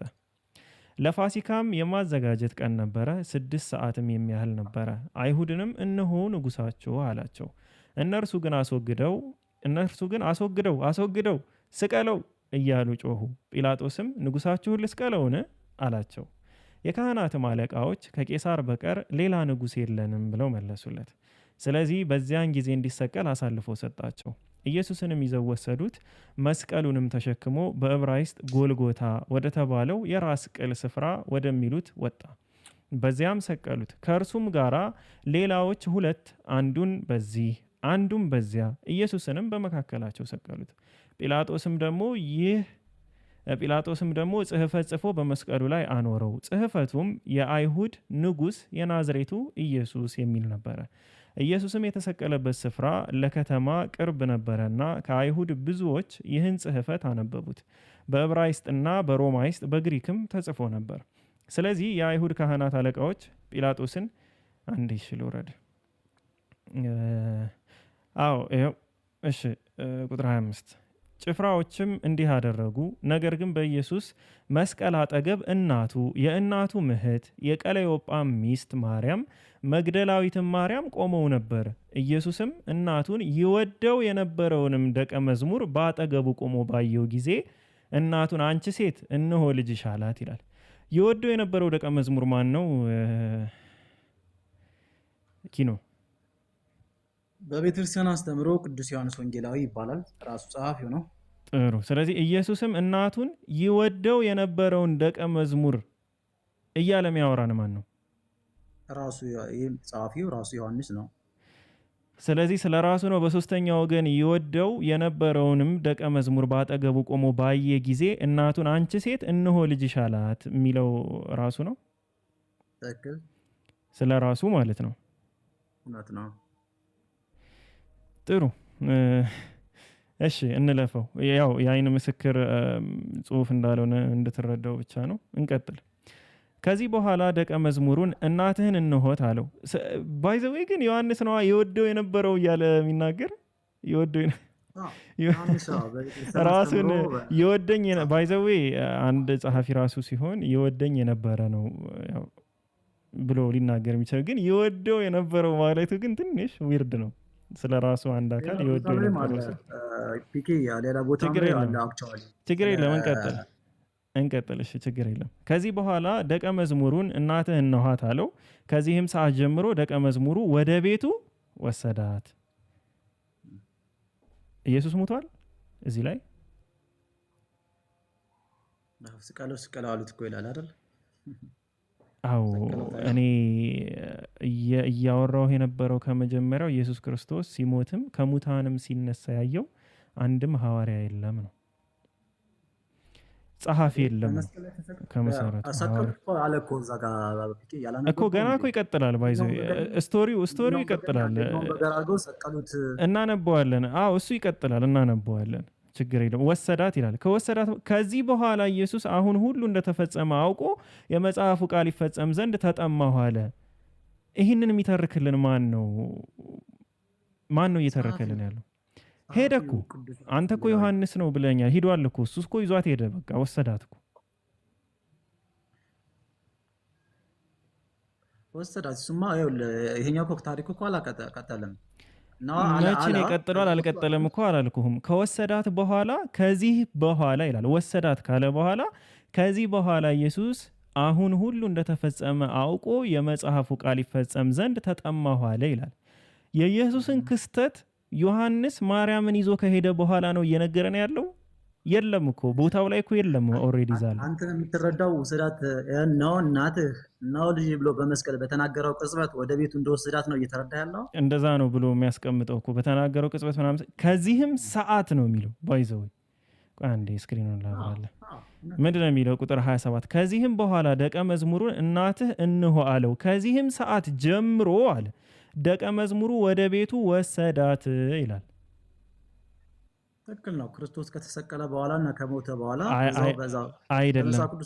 ከዚህ ቅጽበት ማለት በዛ ሞመንት ማለት አይደለም ነሰሰርሊ። ከዚህ በኋላ ብሎ ነው የሚቀጥለው። ከወሰዳት በኋላ አይደለም። ከዚህ በኋላ ማለት ሲቀጥል 28 ምን ብሎ ነው የሚቀጥለው? ከንግግሩ በኋላ ለማለት ከወሰዳት በኋላ ነው። ኪኖ ተንጂ ከዚህ በኋላ ኢየሱስ አሁን ሁሉ እንደተፈጸመ ከወሰዳት በኋላ ነው እንጂ ኪኖ መጽሐፉን እኮ አላቆመም አይደለ? መጽሐፉን አቁሟል አላቆመም እኮ አይደለም እኔ እያልኩ ያለሁት ኪኖ። አሁን እኔ እናንተ እያወራን ያለ ነው የአይን ምስክር የነበረ ሰው ጽፏል ብለኝ ነው። ያ ሰው ደግሞ ይኸው እዚህ ጋር ምስክር ሆኖ ዮሐንስ ነው የሚባለው ይወደው የነበረው ደቀ መዝሙር የተባለው እሱ ነው አልከኝ። እሱ ደግሞ እዚሁ አውዱ ላይ ማርያምን ይዟት ሂዷል፣ ወስዷታል። ከዛ በኋላ ይተርክልናል። ኢየሱስ ተጠማው ማለቱን የለም ነው ሰውየው ኦልሬዲ የለም። ይህን እየተረከልን ያለው ማን ነው ባንተ አረዳድ? ስለዚህ ከሌለ ተራኪው ነው እሱ ጸሐፊው እኮ እኔ እኮ ማስረጃዎችን ልሰጥህ እችላለሁ። ባይዘው የአራቱ ወንጌሎች ጸሐፊያቸው እንደማይታወቅ ማለት ነው ከስኮላሮች። ግን አሁን እዛ ውስጥ መግባት አልፈልግም። እኔ አሁን እንደዛ ሳይሆን አንተ ነው ያመጣኸው እንጂ እኔ እንዳልኩ ነው። እኔ የስኮላሮችን መጽሐፍም ማስረጃም እንዲሁ ቁጭ ላደርግልህ እችላለሁ። ጸሐፊያቸው የአራቱ ወንጌላቶች አይታወቅም። ኢቨን የማቴዎስ፣ የማርቆስ፣ የሉቃስ፣ የዮሐንስ ብለው እንኳን የሰየሙት ከጊዜ በኋላ የመጡ አባቶች መሆናቸውን ነው የሚያስቀምጡት። ገባ ራሱም ቢሆን የማቴዎስ ወንጌል የዮሐንስ ወንጌል ብሎም ራሱ አልተጻፈም። ስያሜውን የሰጡት ከጊዜ በኋላ የመጡት እንትን ያደረጓቸው አንድ ላይ ያደረጓቸው የሃይማኖት የቸርች ፋዘርስ እንደሆኑ ነው የሚቀመጥ። እሱን ነው መጽሐፎቹ የተለያዩ ነበረ እሷ ስያሜ የተሰጠው የዮሐንስ የማቴዎስ የሉቃስ የማርቆስ የተባለው ከዛ አሁን ወደ ፖይንታችን ስንመጣ የአይን ምስክር ነው እያወራን ያለ ነው። የአይን ምስክሩን የጻፈው ይህንን ያልከኝ አንተ ነህ። የአይን ምስክሩ ከሆነ ከወሰዳት በኋላ አካባቢው ላይ በሌለበት ሁኔታ ላይ እንዴት ነው ሊጽፍ የቻለው? ይህን ነው የኔ ጥያቄ። አንተ የተረዳበት አውድና አፒኬ አንተ የተረዳበት አይን አንተ በሌላ እምነት ሆነ የምትረዳበት አይን እና እኔ በክርስትና ሆኜ የምረዳ ከዛ በኋላ አንተ ብለህ ወሰዳት አለ። ከዛ በኋላ ወሰዳት ካለ በኋላ እየጻፈ ያለው አካል ሌላ ነው አላየም ብለህ እየተከራከርህ ነው። እኔ ደግሞ እንደዛ አይደለም እየጻፈ ያለው አካል ራሱ ይሁን እኮ እያልኩህ ነው። ኪኖ ገባኝ። አሁን አንተ ፖይንቴን አላገኘህም። እኔ ሌላ ሰውን የጻፈው የሚለውንማ እኮ በቃ ተውኩልህ እኮ። አንተ ዮሐንስ ነው እዚህ የወደው የነበረው የተባለው ራሱ ነው አልከኝ። እሺ አልኩህ። ከወሰዳት በኋላ እየተወራ ያለው ነገር ግን የአይን ምስክር አይደለም ነው የምልህ። እኔ ደግሞ ከመሰቀሉ በፊትና ከዛ ከመቃብር እስኪወርድ ድረስ ወደ ቤቱም አልወሰዳትም፣ እዛው ነበሩ ነው። ከዚህም ሰዓት ጀምሮ እያለ ጀምሮ ከዚህ ጊዜ ጀምሮ ማለት ምን ማለት ነው? ከዚህ ሰዓት ጀምሮ ማለት ከ6 ሰዓት ጀምሮ ተሰቀለ።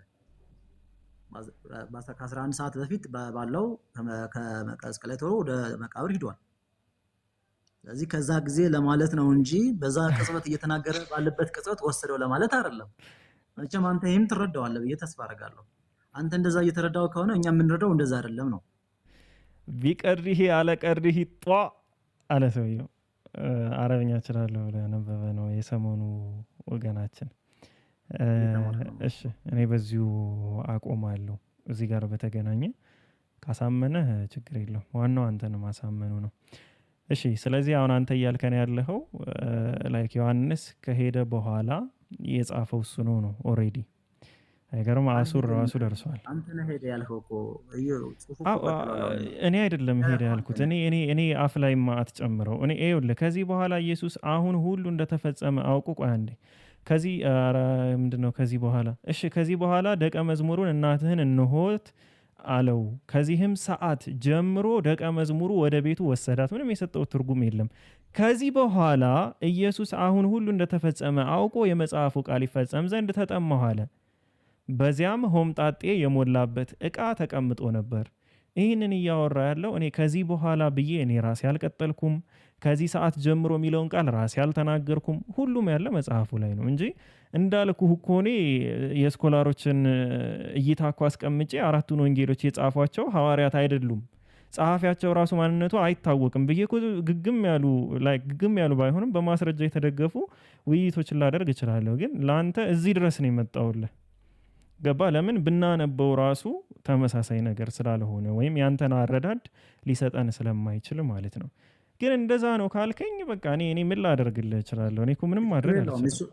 አሁን ለፖይንታችን ኤኒዌይስ ይሄ የሚያግደን ነገር አይደለም። ኤኒዌይስ ያግዳል እንጂ ጻፍ ያለው ሰው ያግዳል። በመስቀል ላይ እንደተሰቀለ በግራና በቀኝ ሌሎች ወንበዴዎች እንደነበሩ ክርስቶስ በመሃል እንደተሰቀለ እናቱና ደቀ መዛሙርቱ በዛ እንደነበሩ ጽፏል።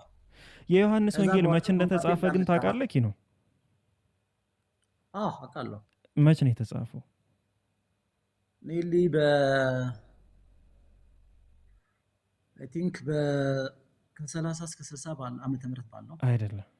የማቴዎስ ወንጌል ማለት እኮ የዮሐንስ ወንጌል መጨረሻ የተጻፈ መጽሐፍ ነው። ከአራቱ ወንጌሎች ማለት ነው። ከ90 እስከ 120 ኤዲ የተጻፈ መጽሐፍ ነው የዮሐንስ ወንጌል። ችግር የለውም አይደለም። ኢቭን የተጻፈበት ጊዜ ከ60 እስከ 60 ኤግዛክት ዲፋይን የሆነ እንትኑ አይታወቅም፣ ግን መጨረሻ የወንጌል የመጨረሻ ጽሑፍ እንደሆነ ይታወቃል። በፍጥሞ ደሴት ነው እንደጻፈው ይታወቃል። ከወንጌላት በሙሉ የጳውሎስ መልእክት ይቀድማሉ። በመጀመሪያ ይኸውልህ አሁን እኔ እያወራሁ ያለሁት ምን መሰለህ? ይሄ ኢቭን ይህ ታሪክ አንደኛ ታሪኩ ራሱ የተጻፈበት ጊዜ በኢየሱስ ክርስቶስ በስቅለት ወቅት አይደለም። ከኢየሱስ ክርስቶስ ከተሰቀለ ከ90 ዓመት በኋላ የተጻፈ ጽሑፍ። አሁን እኔ እኮ ስለ አይን ምስክር ነው እያወራን ያለ ነው። የተጻፈ ጽሑፍ ነው። ጸሐፊው ደግሞ አየሁ እያለ የሚጽፍ ጸሐፊ አይደለም። በጽሁፎች ውስጥ ደግሞ የምንረዳው ብቸኛው ነገር ምንድነው? ጸሐፊው ራሱ ሁኔታውን እንዳልተመለከተ ነው። ለምን እኔ ማንኛውም እኔ እንጃ። እኔ እንግዲህ እኔ በእናንተ እምነት ሁለት ሰው ነው የማውቀው። አንደኛ ሙሴ ራሱን አሞግሶ ሲጽፍ፣ ሁለተኛ ደግሞ ዮሐንስ ጸሐፊ ነው። ሁለቱም ጸሐፊዎቹ አይደሉም ባይዘው፣ ግን ጸሐፊ ነው ብላችሁ የምታምኗቸው ግን የማይመስሉ ማለት ነው። በጣም የወደው የነበረውን ብሎ የሚገልጽ ማለት ነው። እንግዲህ ስለ ራሱ ነው አልከኝ። ይህ በጣም ዊርድ የሆነ ነገር ነው ከመጀመሪያው። ግን ፍሰቱንም ብንረዳው ምናምን እንደዚህ ሆነ እንደዚህ ይዞ ሂድ አለው። ሂድ ካለው በኋላ ያለውን ታሪክ አንድ ተራኪ የአይን ምስክር ሆኖ እርሱ ራሱ ሂድ ተብሎ ወደ ቤቱ ከሄደ በኋላ ያለውን ነገር ሊጽፍልን አይችልም። ከጻፈም የአይን ምስክር አይደለም ለዛ ክስተት። ገባ? ትረካውን ነው ያስቀመጠ ያለ። ልክ ሉቃስ ላይ እንደሚለው የታሪክ እንትኖች ምንድነው የሚባሉት የአይን ምስክሮች እንዳስተላለፉልን ምናምን ብሎ እንደሚገልጸው ማለት ነው። ሉቃስ 1:1 ላይ እንዳለው ከዛ የተላለፈለትን ነገር የሚያስተላልፍ አካል ነው። ሉቃስ እንዳልከው ነው። ከ12 ሐዋርያት አልነበረም። ሉቃስና ማርቆስ አይደለም። እንደዛ ብሎ ነው መጽሐፍ የሚችለው። ሐዋርያት ግን ይህም እንደዛ ብሎ ነው የጻፈው። ግን የዮሐንስ ጸሐፊ ማንነቱ አይታወቅም። ግን ነው እንኳ ብንል ከዚህ በኋላ ያለውን ክስተት የአይን ምስክር አይደለም፣ ራሱን እጅግ በጣም የወደው የነበረ ብሎ ሊገልጽ ማይችል የነበረም አይልም። እኔን እጅግ በጣም የወደኝ ነበር ብሎ አሁን ለምሳሌ ሐዲሶችን ብናይኮ ማለት ነው። አሁን እኔ መልአክን ያዩ ብዬ አሁን የአይን ምስክር ልሰጥ እችላለሁ። ሐዲስ ላይ ምንድን ነው የሚለው? እኔ እንደዚህ ነበርኩ ከእንደዚህ ላይ እንደዚህ አየሁ። በቃ የአይን ምስክር የሚባል ጸሐፊ እንደዛ ነው። የተደረገለት ተአምር ካለ ተደረገልኝ፣ እንዲህ ሆነልኝ። ለምሳሌ ምግብ በርክቶ በልቶ ከሆነ ከ5000 ሰዎች መካከል እኔ በላው፣ እኔ ጠጣው። የአይን ምስክር የምንለው ይህንን ነው። ግን እንደ ስኮላሮችም ይሁን እንደ መጽሐፉም እንደ ባይብሉም ይዘን ብንቀመጥ ማለት ነው የአይን ምስክር የሆነ ጸሐፊ የለም ለኢየሱስ ክርስቶስ ስቅለትም ሞትም ትንሣኤም። ግን የአይን ምስክሮች አሉ ብሎ ግን ጽፏል ወይ? አዎ ጽፏል። ስንት ሺህ ሰው በታደመበት ኢየሱስ ተሰቀለ ብሎ ይጽፍልሃል። ምን ችግር አለው? እኔ ቁሜ ነበር ብሎ የሚናገር ጸሐፊ ግን የለም ነው። የአይን ምስክር የሚባለው ደግሞ ያ ነው እንጂ ላይክ የሆነ አሁን ታሪክ ሲባል የተነገረን ሁሉ የምጽፍበት ነው፣ እንደ ሉቃስ ማለት ነው። 5000 ቂጣ 5000 ሰዎችን መገበ ሲባል አሁን 5000 ሰዎች እኮ የተመገቡ ምስክሮች ናቸው ልትላችልም ከ5000 ውስጥ አንዱንም ማምጣት ስለማችል። እዚህም ደግሞ እያልኩ ያለሁት እኔ በስቅለት ላይ በመጀመሪያ ማቴዎስ ላይ ትተውሸሹ ነው የሚል ሐዋርያቶች ኢየሱስን ሊይዙ ሲመጡ ሐዋርያቶች ጥለው ሸሹ ነው። ከዛ በኋላ ሚቭን እንኳን ከተነሳ በኋላ ነው አገኙት ተብሎ የሚተረከው። ስለዚህ ዋና መሰረታዊ የሚባለው ነገር ሞቱም ትንሣኤውም የአይን ምስክር የለውም። እኔ ግን ከመጀመሪያው ያመጣው መስፈርት ምንድን ነው? ለእኛ የገለጸልን ዓለማትን የፈጠረ ለሙሴ ቶራህን ስለ አዳም ሁኔታ የገለጸ አምላክ ነው። ያ አምላክ ደግሞ እኛ በምናየው ስትሬት ፎርዋርድ ብቻ ሳይሆን የማናያቸውንም ነገራቶች በጠቅላላ የሚያውቅና የሚያያከል ነው። በወጣው ላይ ግጅክ ፊኬ አሁን ወደዛ ጉንጭ አልፋ ክርክር ውስጥ የምንገባ ከሆነ እኛ መጽሐፍ ቅዱስ የእግዚአብሔር ቃል የአምላክ ቃል ነው። የአምላክ ቃል በሐዋርያት በኩል የተጻፈ ብለን እናምናለን። እናንተም በተመሳሳይ መንገድ ነብዩ መሐመድ ከ600 ዓመት በኋላ አይ ኢየሱስ እንደዚህ ነው ብሎ ለመጻፍ እና ለመቀበል ራሱ በጣም አስቸጋሪ ነው። እሱን ከማለት